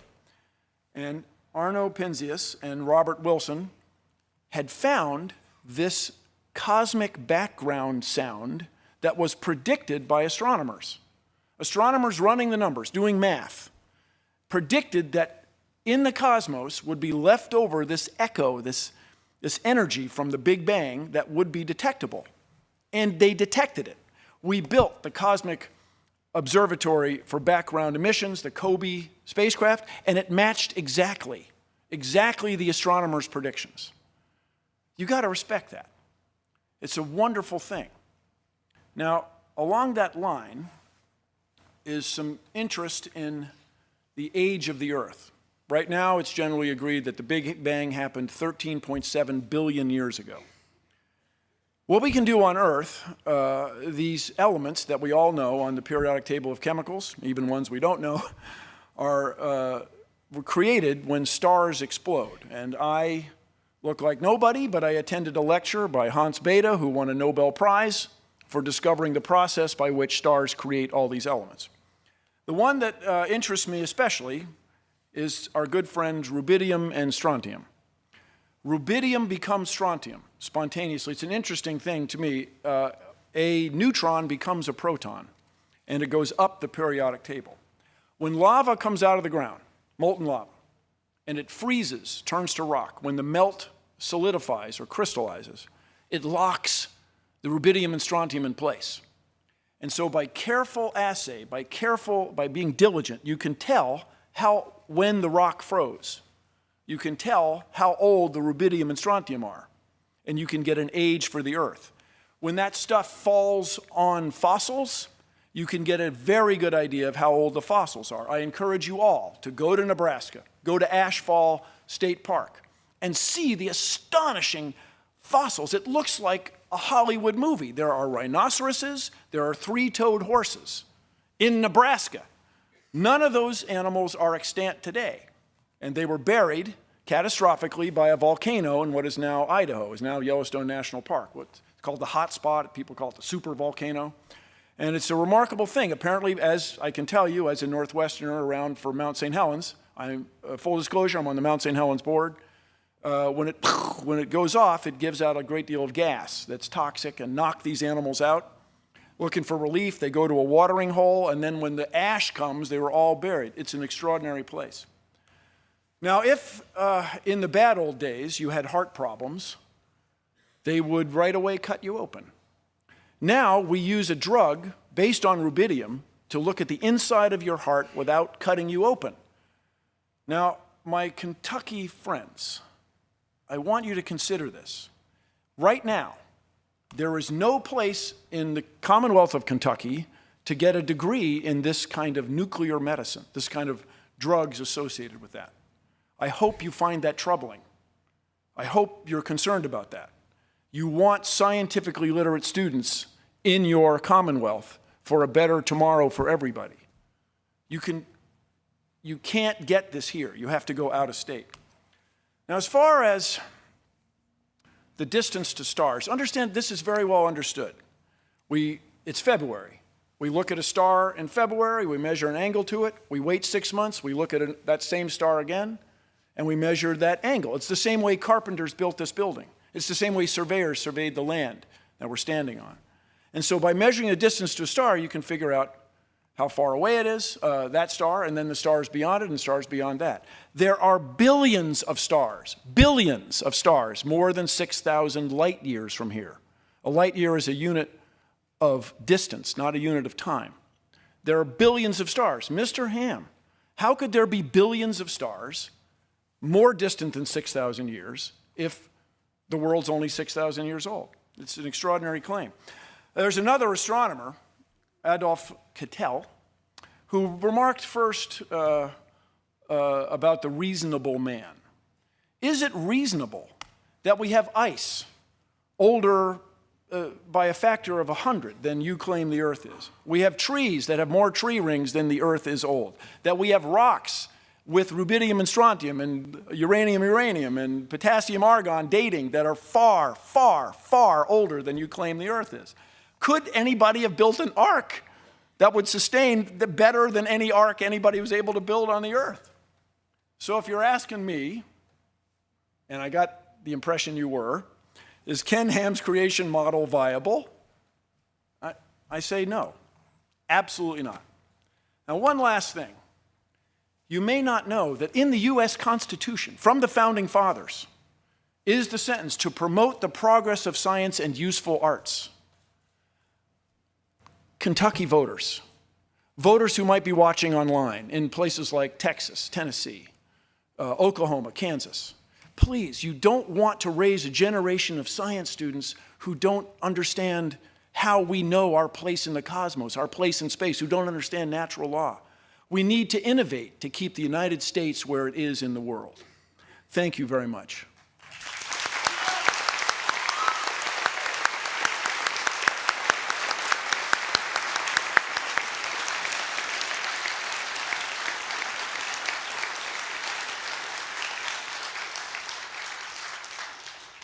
That's a lot to take in. I hope everybody's holding up well. It's a lot of information. What we're going to have now is a 5-minute rebuttal time for each gentleman to address the other one's comments, and then there will be a 5-minute counter-rebuttal after that. Things are going to start moving a little more quickly now, so at this point in particular, I want to make sure we don't have applauding or anything else going on that slows it down.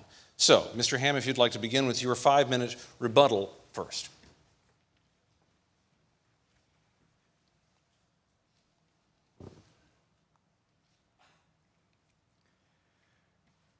Well, first of all, Bill, if I was to answer all the points that you brought up, the moderator would think I was going on for millions of years. So I can only deal with some of them. And you mentioned the age of the Earth a couple of times, so let me deal with that.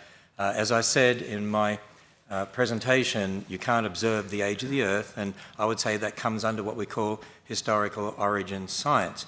Now, just to understand, so you understand where I'm coming from, yes, we admit we build our origins of historical science on the Bible. The Bible says God created in 6 days. The Hebrew word yom, as it's used in Genesis 1 with the evening morning number, means an ordinary day. Adam was made on day 6.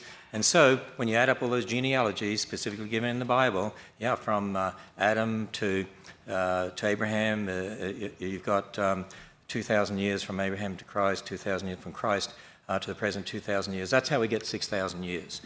So that's where it comes from, just so you know.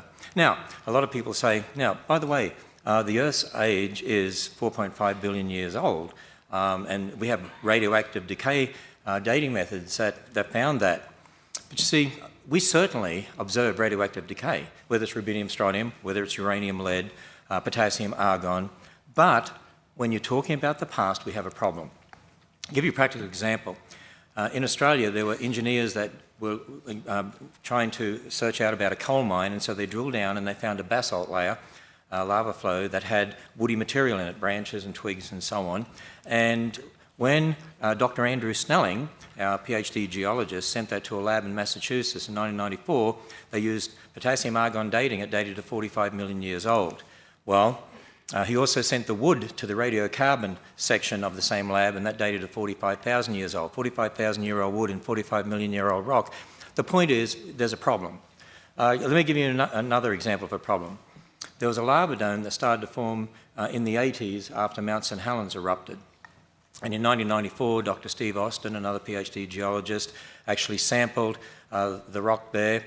He took whole rock, crushed it, sent it to the same lab, actually, I believe, and got a date of 0.35 million years. When he separated out the minerals, amphibole and pyroxene, and use potassium argon dating, you get 0.9 million, 2.8 million. My point is all these dating methods actually give all sorts of different dates. In fact, different dating methods on the same rock we can show give all sorts of different dates. See, there's lots of assumptions in regard to radioactive dating. Number one, for instance, the amounts of the parent and daughter isotopes at the beginning when the rock formed. You have to know them, but you weren't there. See, that's historical science. Assumption two, that all daughter atoms measured today must have only been derived in situ radioactive decay of parent atoms. In other words, it's a closed system, but you don't know that, and there's a lot of evidence that that's not so. Assumption number three, that the decay rates have remained a constant. And they're just some of them. There's others as well. The point is there's lots of assumptions in regard to the dating method. So there's no dating method you can use that you can absolutely age date a rock. There's all sorts of differences out there. And I do want to address the bit you brought up about Christians believing in millions of years. Yeah, there's a lot of Christians out there that believe in millions of years, but I'd say they have a problem. I'm not saying they're not Christians, but because salvation is conditioned upon faith in Christ, not the age of the earth, but there's an inconsistency with what the Bible teaches. If you believe in millions of years, you've got death and bloodshed, suffering, disease, over millions of years leading to man, because that's what you see in the fossil record. The Bible makes it very clear death is a result of man's sin. In fact, the first death was in the garden when God killed an animal, clothed Adam and Eve, first blood sacrifice pointing towards what would happen with Jesus Christ, who would be the one who would be die once and for all. Now, if you believe in millions of years as a Christian, in the fossil record, there's evidence of animals eating each other. The Bible says originally all the animals and man were vegetarian. We weren't told we could eat meat until after the flood. There's diseases represented in the fossil record like brain tumours, but the Bible says when God made everything, it was very good. God doesn't call brain tumours very good. There's fossilised thorns in the fossil record. Instead of being hundreds of millions of years old, the Bible says thorns came after the curse. So these two things can't be true at the same time. And you know what? There's hundreds of dating methods out there, hundreds of them. Actually, 90% of them contradict billions of years. And the point is, all such dating methods are fallible. And I claim there's only one infallible dating method. It's a witness who was there, who knows everything, who told us. And that's from the Word of God. And that's why I would say that the Earth is only 6,000 years. And as Dr. Faulkner said, there's nothing in astronomy, and certainly Dr. Snelling would say there's nothing in geology to contradict a belief in a young age for the Earth and the universe. Thank you, Mr. Ham. Mr. Nye, your 5-minute rebuttal, please. Thank you very much. Let me start with the beginning. If you find 45 million year old rock on top of 45,000 year old trees, maybe the rock slid on top. Maybe that's it. That seems much more reasonable explanation than it's impossible.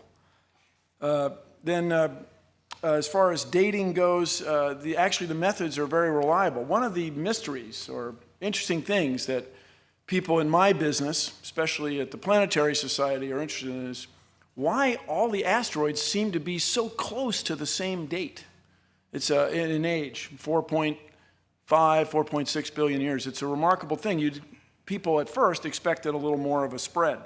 So I understand that you take the Bible as written in English, translated not countless, but many, many times over the last 3 millennia, as to be a more accurate, more reasonable assessment of the natural laws we see around us than what I and everybody in here can observe. That to me is unsettling, troubling. And then about the disease thing, are the fish sinners? Have they done something wrong to get diseases? That's sort of an extraordinary claim that takes me just a little past what I'm comfortable with. And then as far as you can't observe the past, I have to stop you right there. That's what we do in astronomy. All we can do is in astronomy is look at the past.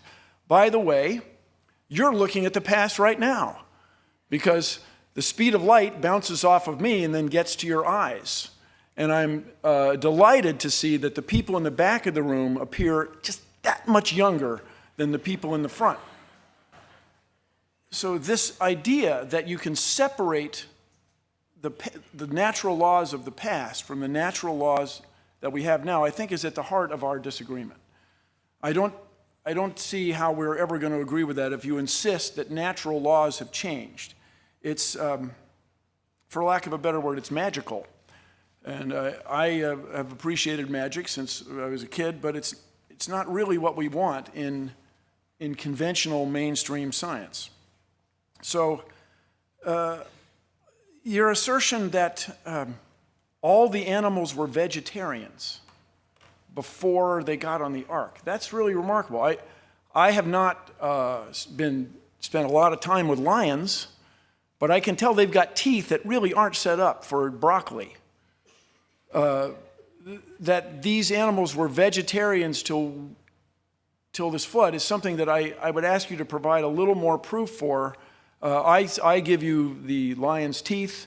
You give me verses as translated into English over, 30 centuries? So that is not enough evidence for me. If you've ever played telephone, I remember very well in kindergarten, where you have a secret and you whisper it to the next person, to the next person, to the next person. Things often go wrong. So it's very reasonable to me that instead of lions being vegetarians on the ark, lions are lions, and the information that you use to create your worldview is not consistent with what I as a reasonable man would expect. So I want everybody to consider the implications of this. If we accept Mr. Ham's point of view, that Mr. Ham's point of view, that the Bible as translated into American English serves as a science text, and that he and his followers will interpret that for you, I want you to consider what that means. It means that Mr. Ham's word, or his interpretation of these other words, is somehow to be more respected than what you can observe in nature, what you can find literally in your backyard in Kentucky. It's a troubling and unsettling point of view, and it's one I'd very much like you to address when you come back. As far as the 5 races that you mentioned, it's kind of the same thing. The 5 races were claimed by people who were of European descent, and they said, hey, we're the best, check us out. And that turns out to be, if you've ever traveled anywhere or done anything, not to be that way. People are much more alike than they are different. So are we supposed to take your word for English words translated over the last 30 centuries instead of what we can observe in the universe around us? Very good. And Mr. Ham, would you like to offer your 5-minute counter rebuttal? First of all, Bill, just so I just don't want a misunderstanding here, and that is the 45,000-year-old wood, or supposedly 45,000, was inside the basalt. So it was encased in the basalt, and that's why I was making that particular point. And I would also say that natural law hasn't changed. As I talked about, I said we have the laws of logic, the uniformity of nature, and that only makes sense within a biblical worldview anyway, of a creator God who set up those laws. And that's why we can do good experimental science, because we assume those laws are true, and they'll be true tomorrow. I do want to say this, that you said a few times, Ken Ham's view or Ken Ham's model. It's not just Ken Ham's model. We have a number of PhD scientists on our own staff. I had video quotes from some scientists. It's Dr. Damadian's model. It's Dr. Fabish's model. It's Dr. Faulkner's model. It's Dr. Snelling's model. It's Dr. Purdam's model. And so it goes on. In other words, and you go on our website, and there are lots of creation scientists who agree with exactly what we're saying concerning the Bible, concerning the Bible's account of creation. So it's not just my model in that sense. There's so much that I could say, but as I listen to you, I believe you're confusing terms in regard to species and kinds, because we're not saying God created all those species, we're saying God created kinds, and we're not saying species got on the ark, we're saying kinds. In fact, we've had researchers working on what is a kind. For instance, there's a number of papers published on our website where, for instance, they look at dogs and they say, well, this one breeds with this one, with this one, with this one, this one, and you can look at all the papers around the world and you can connect them all together and say that obviously represents one kind. In fact, as they've been doing that research, they have predicted probably less than actually 1,000 kinds were on Noah's Ark. which means just over 2,000 animals, and the average size of a land animal is not that big. So, there was plenty of room on the Ark. I also believe that a lot of what you were saying was really illustrating my point. You were talking about tree rings and ice layers and just talking about kangaroos getting to Australia and all sorts of things like that. But see, we're talking about the past when we weren't there. We didn't see those tree rings actually forming. We didn't see those layers being laid down. In 1942, for instance, there were some planes that were landed on the ice in Greenland, and they found them, 46 years later, I think it was, 3 miles away from the original location with 250 feet of ice buried on top of them. So ice can build up catastrophically. If you assume 1 layer a year or something like that, it's like the dating methods. You're assuming things in regard to the past that aren't necessarily true. In regard to lions and teeth, most bears have teeth very much like a lion or tiger, and yet most bears are primarily vegetarian. The panda, if you look at its teeth, you'd say maybe it should be a savage carnivore. It eats mainly bamboo. The little fruit bat in Australia has really sharp teeth, looks like a savage little creature, and it rips into fruit. So just because an animal has sharp teeth doesn't mean it's a meat eater, it means it has sharp teeth. And so again, it really comes down to our interpretation of these things. I think too, in regard to the Missoula example that you gave, creationists do believe there's been post-flood catastrophism. Noah's flood certainly was a catastrophic event, but then there's been post-flood catastrophism since that time as well. And again, in regard to historical science, why would you say Noah was unskilled? I mean, I didn't meet Noah, and neither did you. And, really, it's an evolutionary view of origins, I believe, because you're thinking in terms people before us aren't as good as us. Hey, there are civilizations that existed in the past, and we look at their technology, and we can't even understand today how they did some of the things that they did. Who says Noah couldn't build a big boat? By the way, the Chinese and the Egyptians built boats. In fact, some of our research indicates that some of the wooden boats that were built had 3 layers interlocking so they wouldn't twist like that and leak, which is why here at the Creation Museum we have an exhibit on the Ark where we've rebuilt 1% of the Ark to scale and show 3 interlocking layers like that. And one last thing concerning the speed of light, and that is, I'm sure you're aware of the horizon problem, and that is from a Big Bang perspective, even the secularists have a problem of getting light and radiation out to the universe to be able to exchange with the rest of the universe to get that even microwave background radiation. On their model, 15 billion years or so, they can only get it about halfway, and that's why they have inflation theories, which means everyone has a problem concerning the light issue. There's things people don't understand, and we have some models on our website by some of our scientists to help explain those sorts of things. Very good. Mr. Nye, your counter-rebuttal. Thank you, Mr. Ham, but I'm completely unsatisfied. You did not, in my view, address just fundamental questions. 680,000 years of snow ice layers, which require winter-summer cycle. Let's say you have 2,000 kinds instead of 7. That makes the problem even more extraordinary. Multiplying 11 by by 3.5, we get to 35, 40 species every day that we don't see. They're not extant. In fact, you probably know we're losing species due to mostly human activity and the loss of habitat. Then, as far as Noah being an extraordinary shipwright, I'm very skeptical. The shipwrights, my ancestors, the Nye family in New England, spent their whole life learning to make ships. I mean, it's very reasonable, perhaps, to you that Noah had superpowers and was able to build this extraordinary craft with 7 family members, but to me, it's just not reasonable. Then, by the way, the fundamental thing we disagree on, Mr. Ham, is this nature of what you can prove to yourself. This is to say, when people make assumptions based on radiometric data, when they make assumptions about the expanding universe, when they make assumptions about the rate at which genes change in populations of bacteria in laboratory growth media, they're making assumptions based on previous experience. They're not coming out of whole cloth. So next time you have a chance to speak, I encourage you to explain to us why we should accept your word for it, that natural law changed just 4,000 years ago. completely, and there's no record of it.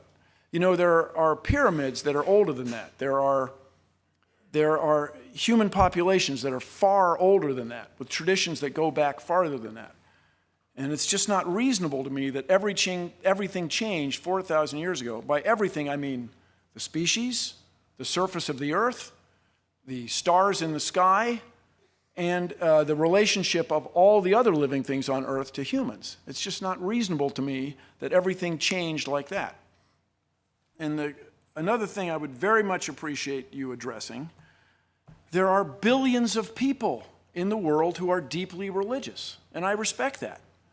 People get tremendous community and comfort and nurture and support from their religious fellows in their communities, in their faiths, in their churches, and yet they don't accept your point of view. There are Christians who don't accept that the earth could somehow be this extraordinarily young age because of all the evidence around them. And so, what is to become of them, in your view? And by the way, this thing started, as I understand it, Ken Ham's creation model is based on the Old Testament. So when you bring in, I'm not a theologian, when you bring in the New Testament, isn't that a little out of the box? I'm looking for explanations of the creation of the world as we know it, based on what I'm going to call science. Not historical science, not observational science. Things that each of us can do, akin to what we do. We're trying to outguess the characters on murder mystery shows, on crime scene investigation especially. What is to become of all those people who don't see it your way? For us in the scientific community, I remind you that when we find an idea that's not tenable, that doesn't work, that doesn't fly, doesn't hold water, whatever idiom you'd like to embrace, we throw it away. We're delighted. That's why I say if you can find a fossil that has swum between the layers, bring it on. You would change the world. If you could show that somehow the microwave background radiation is not a result of the Big Bang, come on, write your paper, tear it up. So your view that we're supposed to take your word for this book written centuries ago, translated into American English, is somehow more important than what I can see with my own eyes is an extraordinary claim. And for those watching online especially, I want to remind you that we need scientists and especially engineers for the future. Engineers use science to solve problems and make things. We need these people so that the United States can continue to innovate and continue to be a world leader. We need innovation, and that needs science education. Thank you. All right, thank you both. Now we're going to get to the things moving a little bit faster, and I think they may be quite interesting here. It's 40 to 45 minutes, maybe a little bit more actually, we'll have a little more, for questions and answers submitted by our audience here in the Creation Museum. Beforehand, we handed out these cards to everyone. I shuffled them here in the back, and in fact I dropped a lot of them, and then I scooped them up again. And if you saw me sorting through them here, it was to get a pile for Mr. Nye and a pile for Mr. Ham, so that we can alternate reasonably between them. Other than that, the only reason I will skip over one is if I can't read it, or if it's a question that I don't know how to read because it doesn't seem to make any sense, which sometimes happens just because of the way people write. What's going to happen is we're going to go back and forth between Mr. Nye and Mr. Ham. Each debater will have 2 minutes to answer the question addressed to him, and then the other will have 1 minute to also answer the question, even though it was addressed to the other man. And I did pull one card aside here because I noticed it was to both men. So we may be able to get to that at some point. Mr. Ham, you've been up first. If you'll hop up first this time, and Mr. Nye, you can stand by for your response to this. 2 minutes. How does creationism account for the celestial bodies, planets, stars, moons, moving further and further apart? And what function does that serve in the grand design? Well, when it comes to looking at the universe, of course, we believe that in the beginning God created the heavens and the earth, and I believe our creationist astronomers would say, yeah, you can observe the universe expanding. Why God is doing that? In fact, in the Bible, it even says he stretches out the heavens and seems to indicate that there is an expansion of the universe.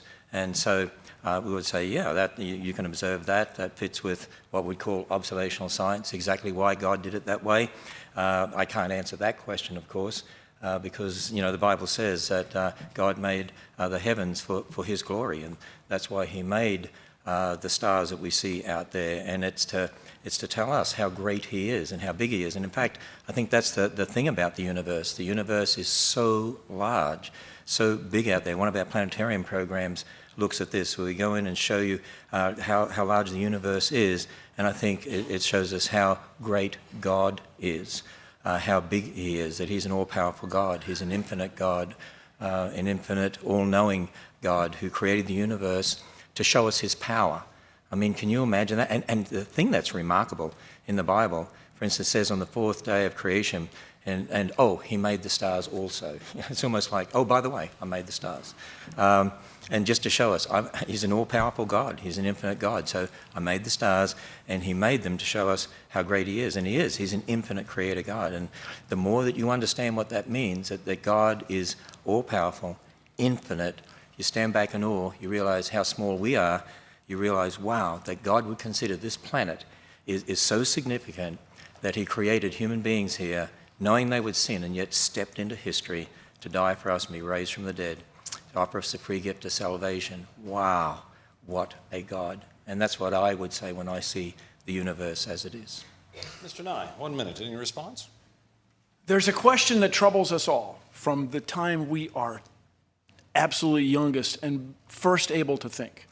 And that is, where did we come from? Where did I come from? And this question is so compelling that we've invented the science of astronomy. We've invented life science. We've invented physics. We've discovered these natural laws so that we can learn more about our origin and where we came from. To you, when it says he invented the stars also, that's satisfying. You're done. Oh, good. Okay. To me, when I look at the night sky, I want to know what's out there. I'm driven. I want to know if what's out there is any part of me, and indeed it is. The oh, by the way, I find compelling, you are satisfied. And the big thing I want from you, Mr. Ham, is can you come up with something that you can predict? Do you have a creation model that predicts something that will happen in nature? And that's time. Mr. Nye, the next question is for you. How did the atoms that created the Big Bang get there? This is the great mystery. You've hit the nail on the head. No, this is so, what was before the Big Bang? This is what drives us. This is what we want to know. Let's keep looking. Let's keep searching. When I was young, it was presumed that the universe was slowing down. It's a Big Bang, except it's in outer space. There's no air, so it goes out like that. And so people presumed that it would slow down, that the universe, the gravity especially, would hold everything together, and maybe it's going to come back and explode again. And people went out, and the mathematical expression is the universe flat? This is a mathematical expression. Will the universe slow down asymptotically without ever stopping? Well, in 2004, Saul Perlmutter and his colleagues went looking for the rate at which the universe was slowing down. Let's go out and measure it. And we do it with this extraordinary system of telescopes around the world, looking at the night sky, looking for supernovae. These are standard brightness that you can infer distances with. And the universe isn't slowing down. It's accelerating. The universe is accelerating in its expansion. And do you know why? Nobody knows why. Nobody knows why. And you'll hear the expression nowadays, dark energy, dark matter, which are mathematical ideas that seem to reckon well with what seems to be the gravitational attraction of clusters of stars, galaxies, and their expansion. And then isn't it reasonable that whatever is out there causing the universe to expand is here also? And we just haven't figured out how to detect it. My friends, suppose a science student from the Commonwealth of Kentucky pursues a career in science and finds out the answer to that deep question. Where did we come from? What was before the Big Bang? To us, this is wonderful and charming and compelling. This is what makes us get up and go to work every day, is to try to solve the mysteries of the universe. And that's time. Mr. Ham, a response? Bill, I just want to let you know that there actually is a book out there that actually tells us where matter came from. And the very first sentence in that book says, "In the beginning, God created the heavens and the earth." And really, that's the only thing that makes sense. It's the only thing that makes sense of why not just matter is here, where it came from, but why matter, when you look at it, we have information and language systems that build life, not just matter. And where did that come from? Because matter can never produce information. Matter can never produce a language system. Languages only come from intelligence. Information only comes from information. The Bible tells us that the things we see, like in the book of Hebrews, are made from things that are unseen. An infinite creator God who created the universe, created matter, the energy, space, mass, time, universe, and created the information for life. It's the only thing that makes logical sense. All right, Mr. Ham, a new question here. The overwhelming majority of people in the scientific community have presented valid physical evidence, such as carbon dating and fossils, to support evolutionary theory. What evidence besides the literal word of the Bible supports creationism? Well, first of all, I often hear people talking about the majority. I would agree that the majority of scientists would believe in millions of years. The majority would believe in evolution, but there's a large group out there that certainly don't. But first thing I want to say is that it's not the majority that's a judge of truth. There have been many times in the past when the majority have got it wrong. The majority of doctors in England once thought after you cut up bodies you could go and deliver babies, and wonder why the death rate was high in hospitals till they found out about diseases caused by bacteria and so on. The majority once thought the appendix was a leftover organ from our evolutionary ancestry, so when it's okay, rip it out. When it's disease, rip it out. Rip it out anyway. But these days we know that it's for the immune system, and it's very, very important. So first it's important to understand that just because a majority believes something doesn't mean that it's true.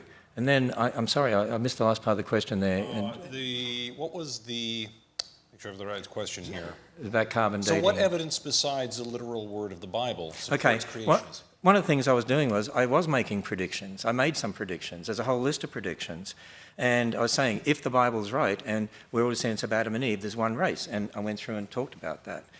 If the Bible's right and God made kinds, I went through and talked about that. And so, really that question comes down to the fact that we're again dealing with the fact there's aspects about the past that you can't scientifically prove because you weren't there, but observational science in the present.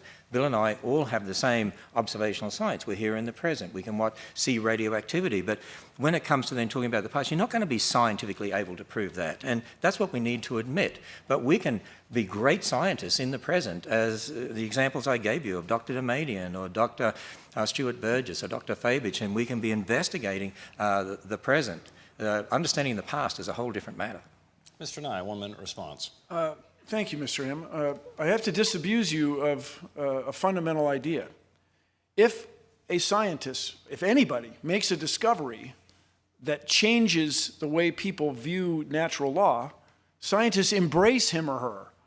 This person's fantastic. Louis Pasteur, you made reference to germs. No, if you find something that changes, that disagrees with common thought, that's the greatest thing going in science. We look forward to that change. We challenge you. Tell us why the universe is accelerating.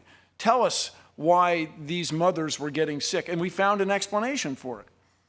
And but just the idea that the majority has sway in science is true only up to a point. And then the other thing I just want to point out, what you may have missed in evolutionary explanations of life is it's the mechanism by which we add complexity.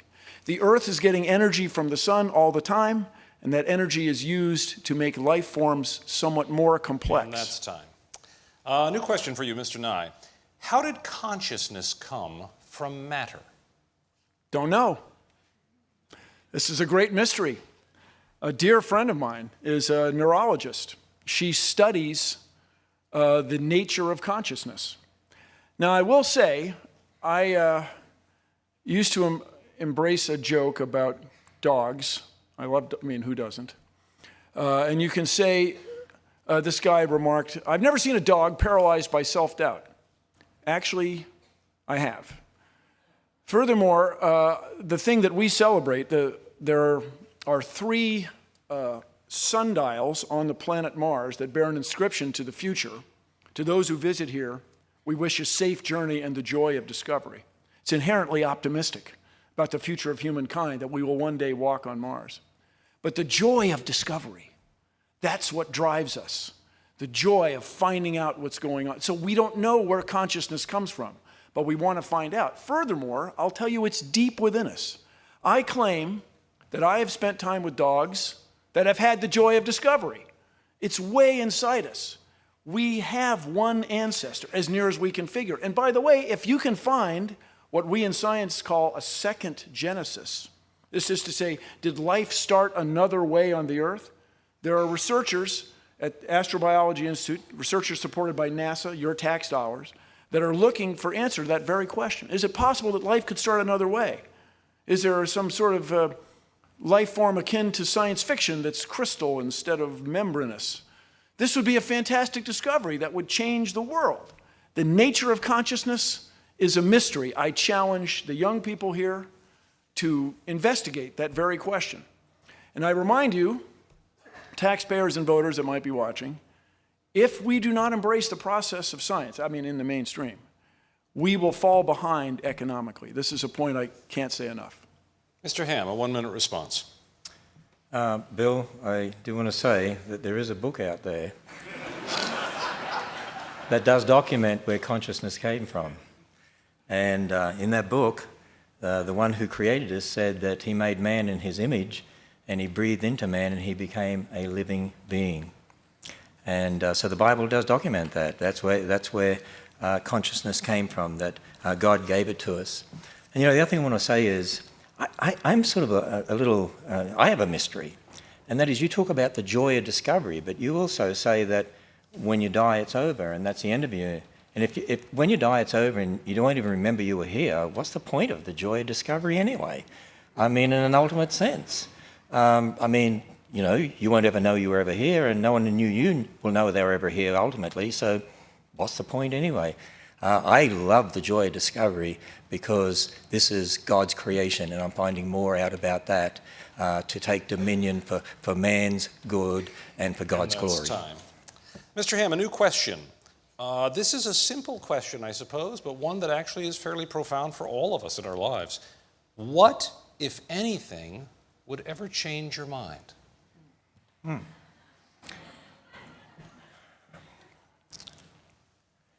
Well, the answer to that question is, I'm a Christian. And as a Christian, I can't prove it to you, but God has definitely shown me very clearly through his word and shown himself in the person of Jesus Christ. The Bible is the word of God. I admit that that's where I start from. I can challenge people that you can go and test that. You can make predictions based on that. You can check the prophecies in the Bible. You can check the statements in Genesis. You can check that. And I did a little bit of that tonight. And I can't ultimately prove that to you. All I can do is to say to someone, look, if the Bible really is what it claims to be, if it really is the Word of God and that's what it claims, then check it out. And the Bible says if you come to God believing that he is, he'll reveal himself to you. And you will know. As Christians, we can say we know. And so as far as the Word of God is concerned, no. No one's ever going to convince me that the Word of God is not true. But I do want to make a distinction here, and for Bill's sake, we build models based upon the Bible, and those models are always subject to change. The fact of Noah's flood is not subject to change. The model of how the flood occurred is subject to change because we observe in the current world, and we're able to come up with maybe different ways this could have happened or that could have happened, and that's part of that scientific discovery. That's part of what it's all about.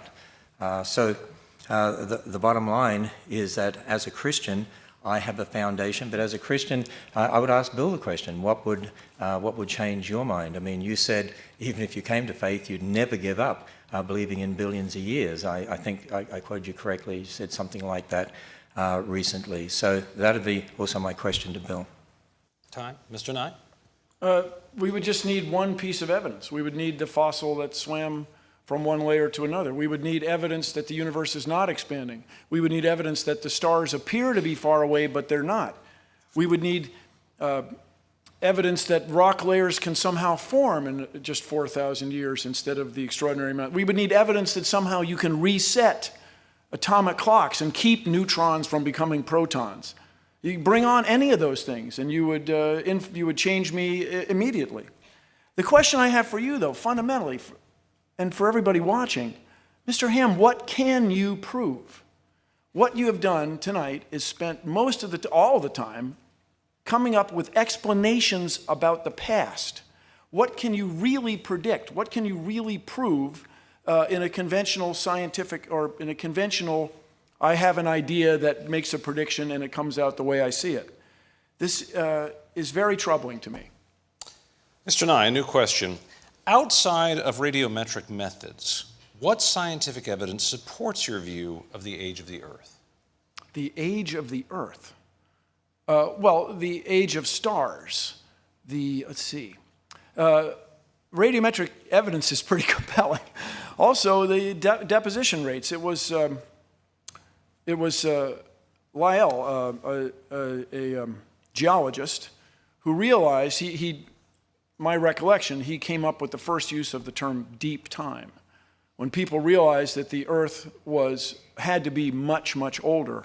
In a related story, there was a mystery as to how the Earth could be old enough to allow evolution to have taken place. How could the Earth possibly be 3 billion years old? Lord Kelvin did a calculation. If the sun were made of coal and burning, it couldn't be more than 100,000 or so years old. But radioactivity was discovered. Radioactivity is why the Earth is still as warm as it is. It's why the Earth has been able to sustain its internal heat all these millennia.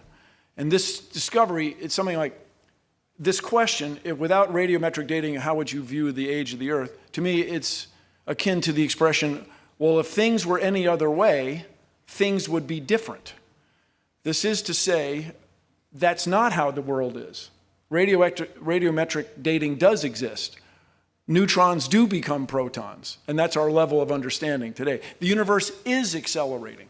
These are all provable facts.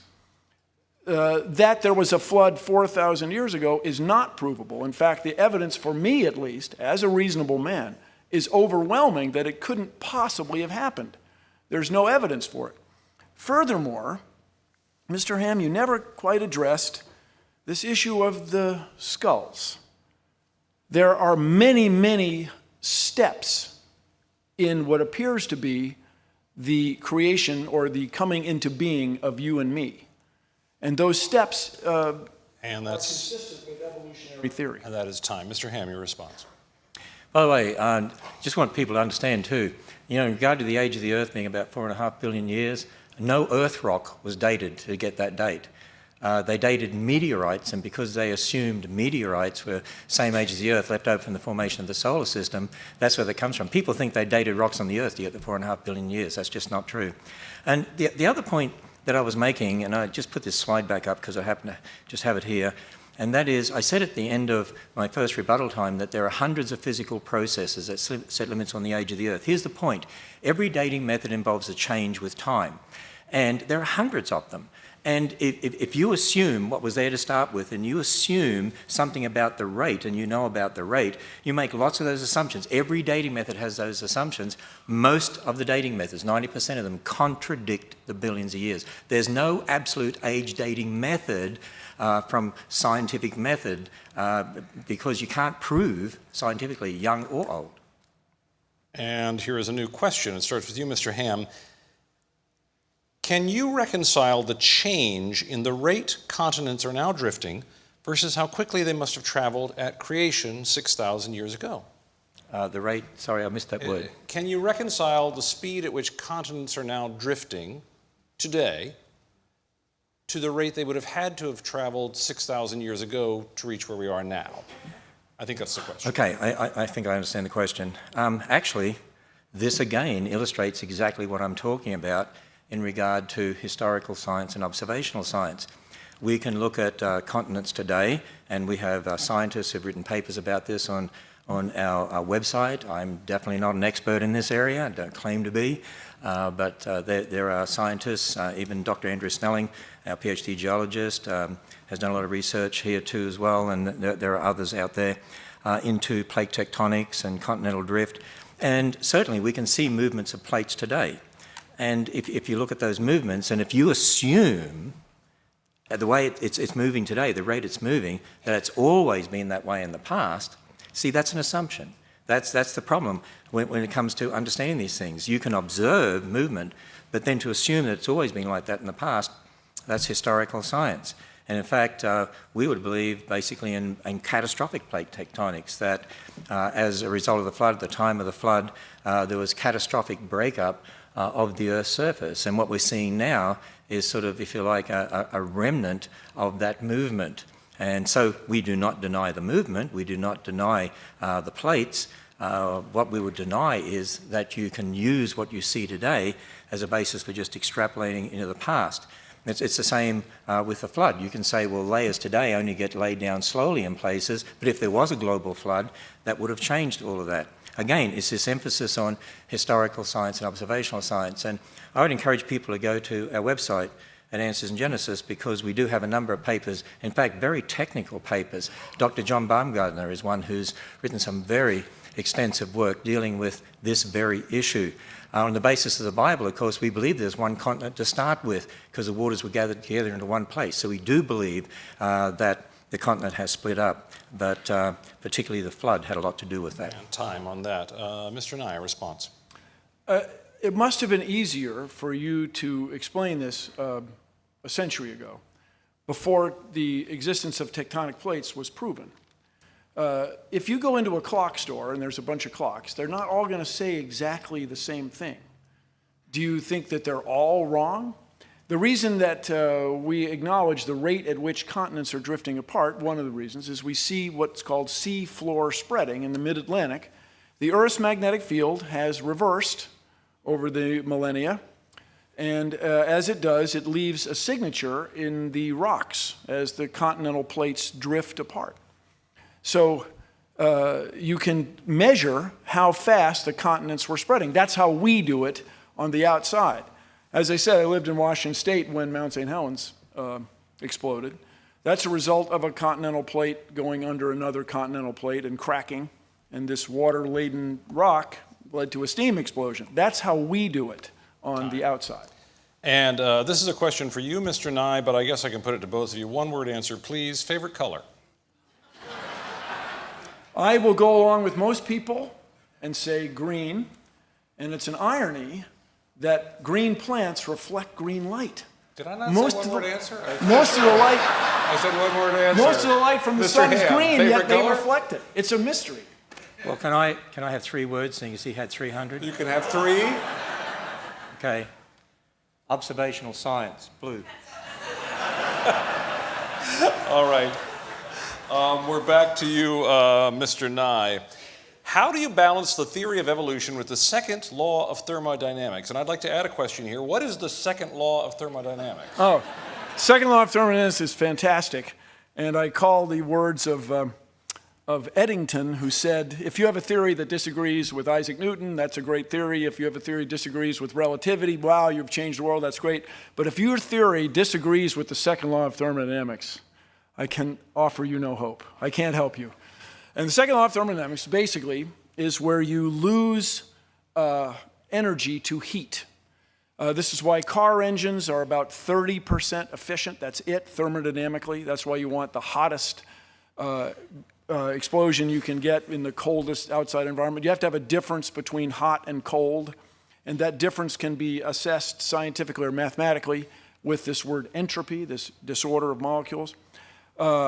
But the fundamental thing that this questioner has missed is the Earth is not a closed system.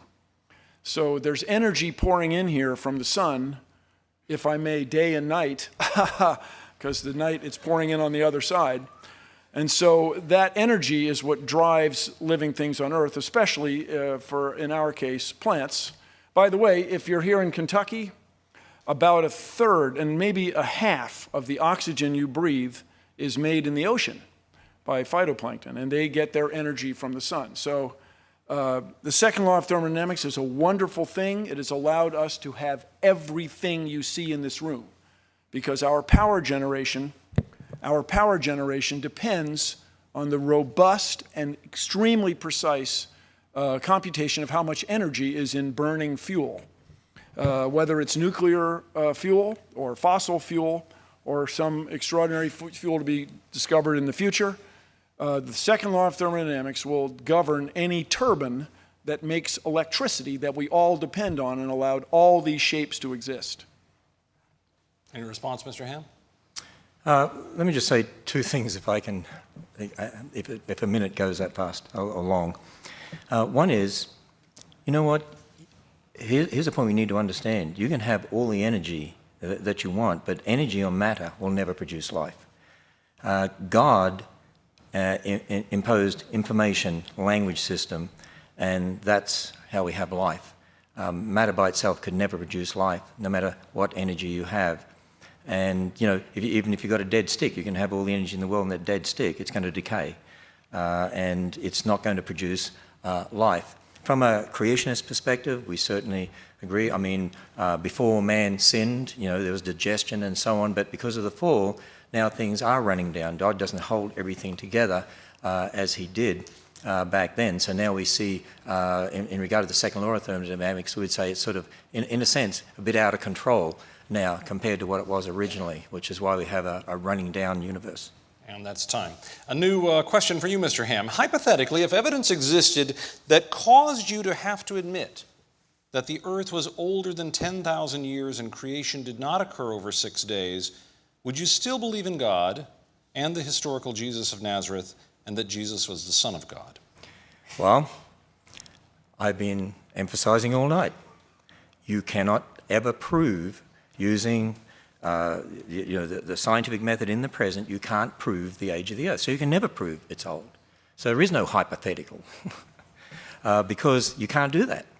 Now, we can certainly use methods in the present and making assumptions. I mean, creationists use methods that change over time. As I said, there's hundreds of physical processes that you can use, but they set limits on the age of the universe, but you can't ultimately prove the age of the earth, not using the scientific method. You can't ultimately prove the age of the universe. Now, you can look at methods, and you can see that there are many methods that contradict billions of years, many methods that seem to support thousands of years. As Dr. Faulkner said in the little video clip I showed, there is nothing in observational astronomy that contradicts a young universe. Now, I've said to you before, and I admit again, that the reason I believe in a young universe is because of the Bible's account of origins. I believe that God, who has always been there, the infinite creator God, revealed in his word what he did for us. And when we add up those dates, we get thousands of years. But there's nothing in observational science that contradicts that.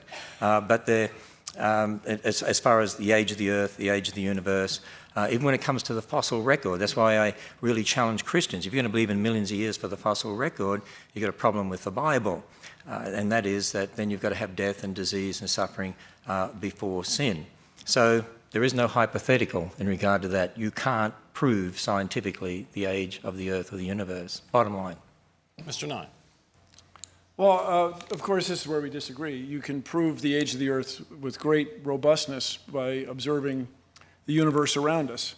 And I get the feeling, Mr. Ham, that you want us to take your word for it. This is to say, your interpretation of a book written thousands of years ago, as translated into American English, is more compelling for you than everything that I can observe in the world around me. This is where you and I think, are not going to see eye to eye. You asserted that life cannot come from something that's not alive. Are you sure? Are you sure enough to say that we should not continue to look for signs of water and life on Mars, that that's a waste? You're sure enough to claim that. That is an extraordinary claim that we want to investigate. Once again, what is it you can predict?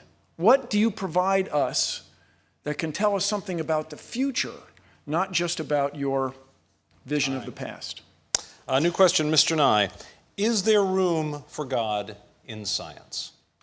Well, we remind us there are billions of people around the world who are religious, and who accept science and embrace it, and especially all the technology that it brings us. Is there anyone here who doesn't have a mobile phone that has a camera?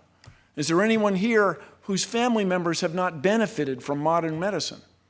Is there anyone here who doesn't use email? Is there anybody here who doesn't eat?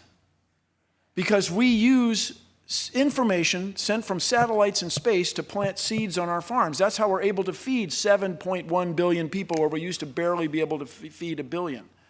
So that's what I see. That's what we have used science, or the process. Science for me is two things. It's the body of knowledge, the atomic number of rubidium, and it's the process, the means by which we make these discoveries. So for me, that's not really that connected with your belief in a spiritual being or a higher power.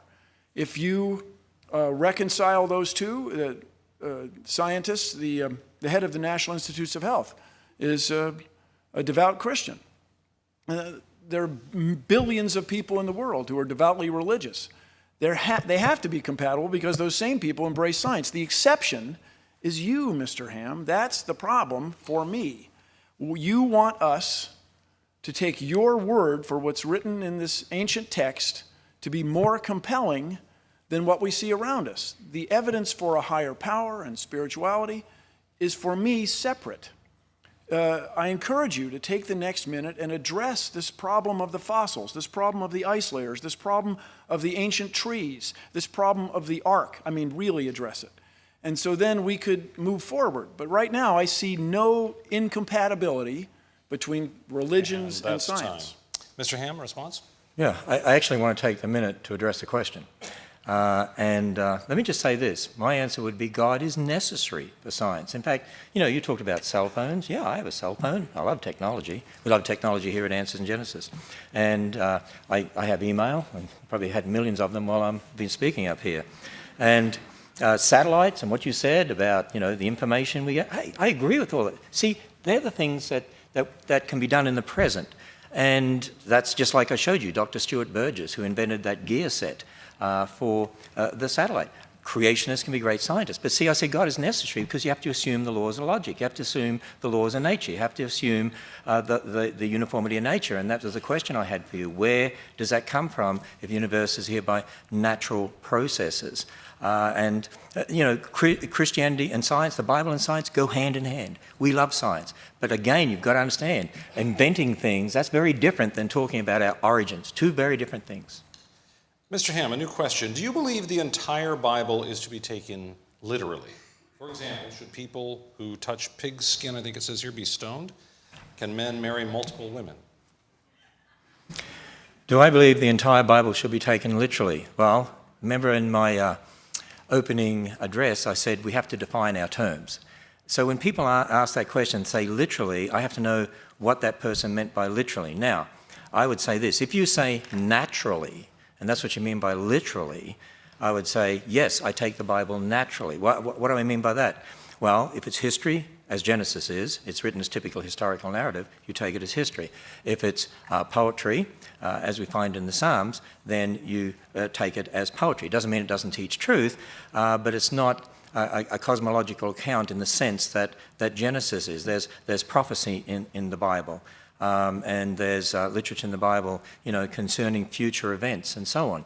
So if you take it as written, naturally, according to the type of literature, and you let it speak to you in that way, that's how I take the Bible. It's God's revelation to man. He used different people.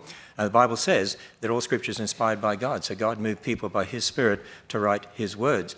And also there's a lot of misunderstanding in regard to Scripture and in regard to the Israelites. I mean, we have laws in our civil government here in America that the government sets. Well, there were certain laws for Israel.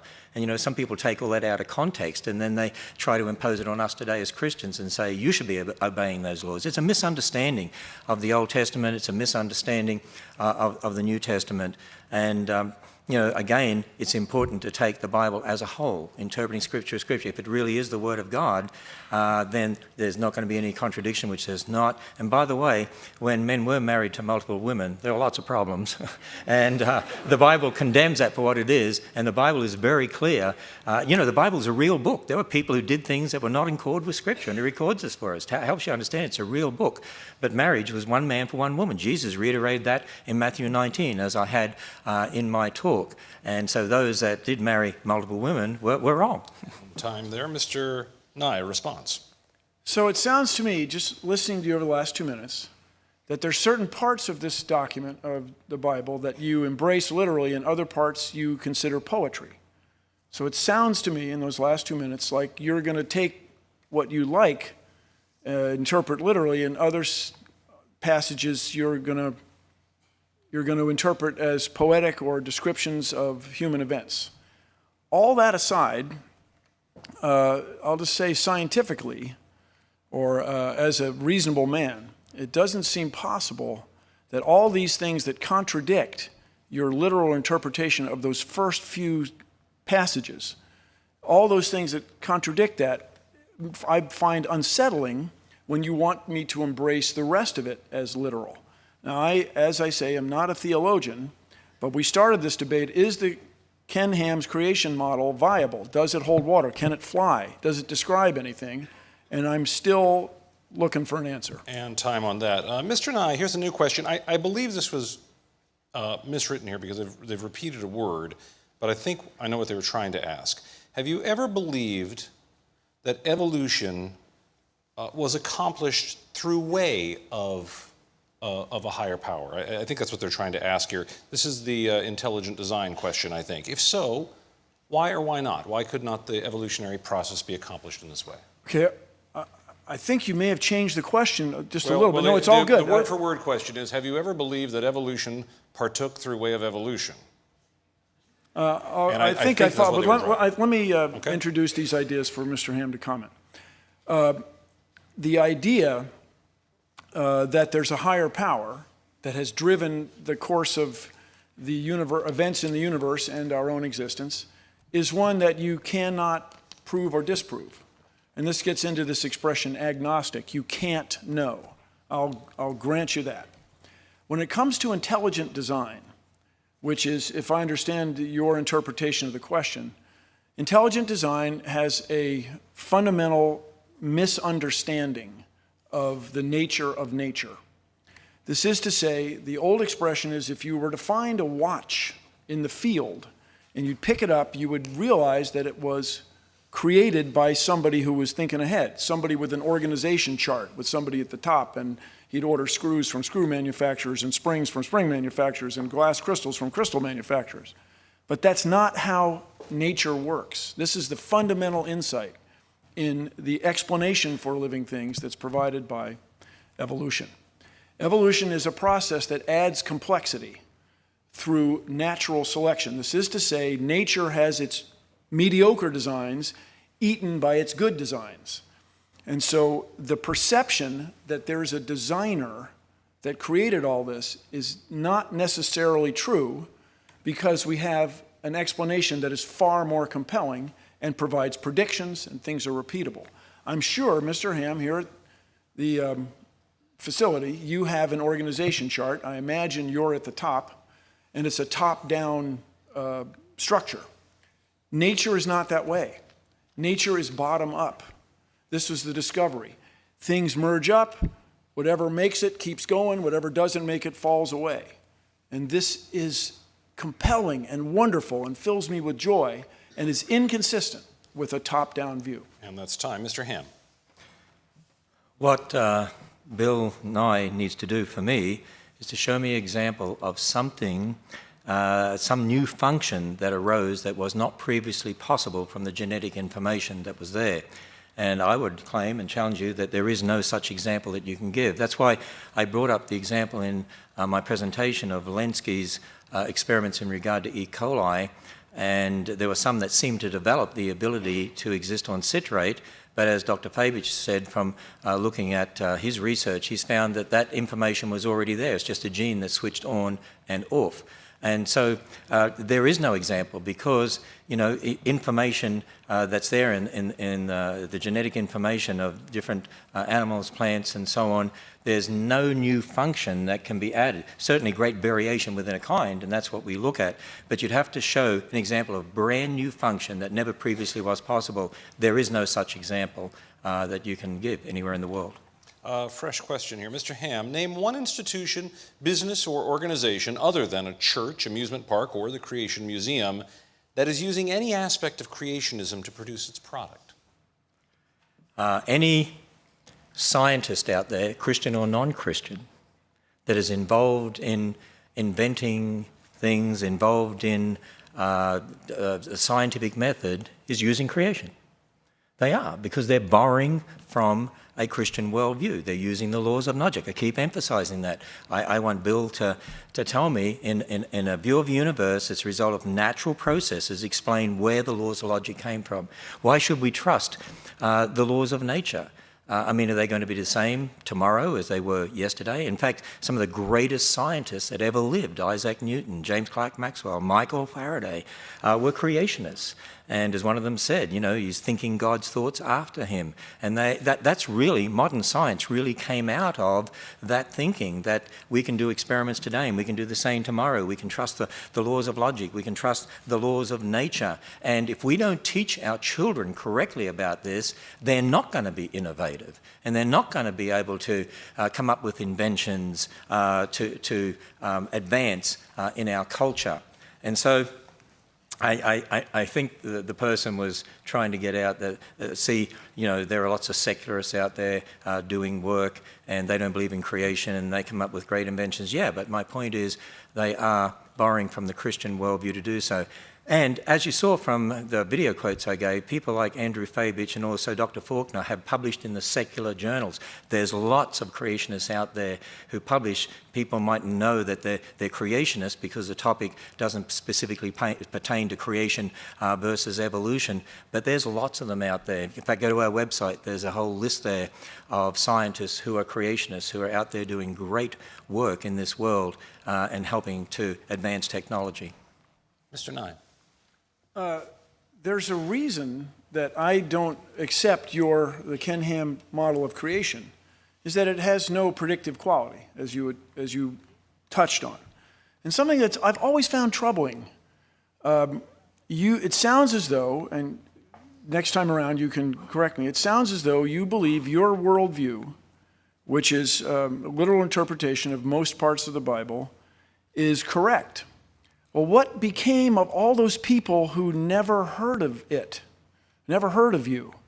What became of all those people in Asia? What became of all those First Nations people in North America? Were they condemned and doomed?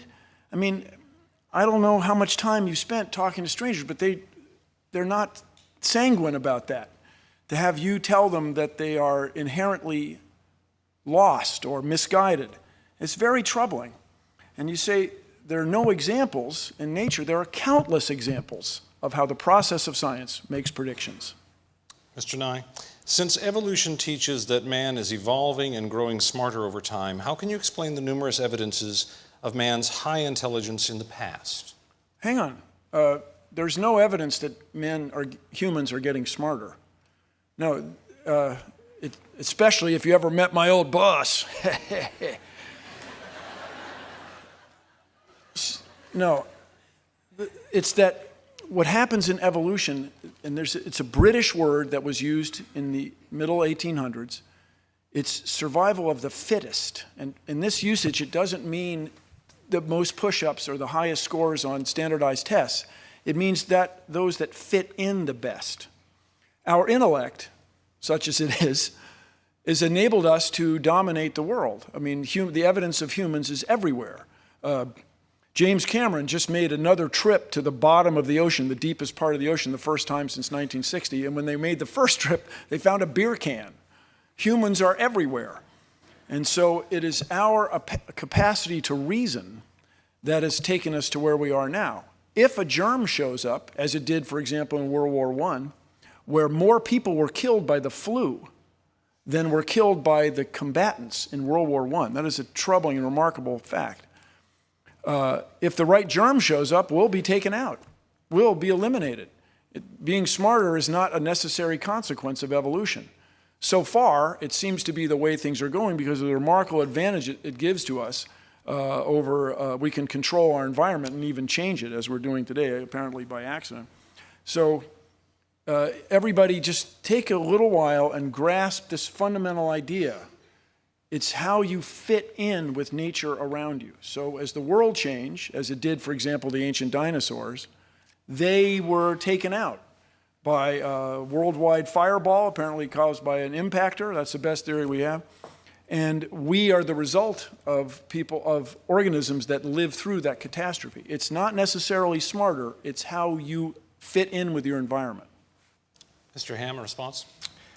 I remember at university, one of my professors was very excited to give us some evidence for evolution. He said, look at this, here's an example.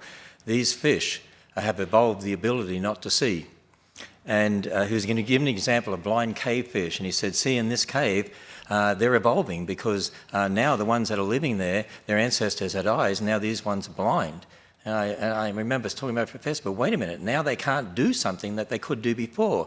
They might have an advantage in this sense, in a situation that's dark like that. Those with eyes might have got diseases and died out. Those that had mutations for no eyes are the ones that survived. It's not survival of the fittest, it's survival of those who survive. And it's survival of those that have the information in those circumstances to survive. But it's not, you're not getting new information, you're not getting new function. There's no example of that at all. So we need to correctly understand these things. All right. We're down to our final question here, which I'll give to both of you. And in the interest of fairness here, because it is a question to both of you, let's give each man 2 minutes on this if we can, please. And also in the interest of you having started first, Mr. Ham, I will have you start first here. You have the first word, Mr. Nye will have the last word. The question is, what is the one thing, more than anything else, upon which you base your belief? Well, it's the one thing upon anything else which I base my belief. Well, again, to summarize the things that I've been saying, there is a book called the Bible. It's a very unique book. It's very different to any other book out there.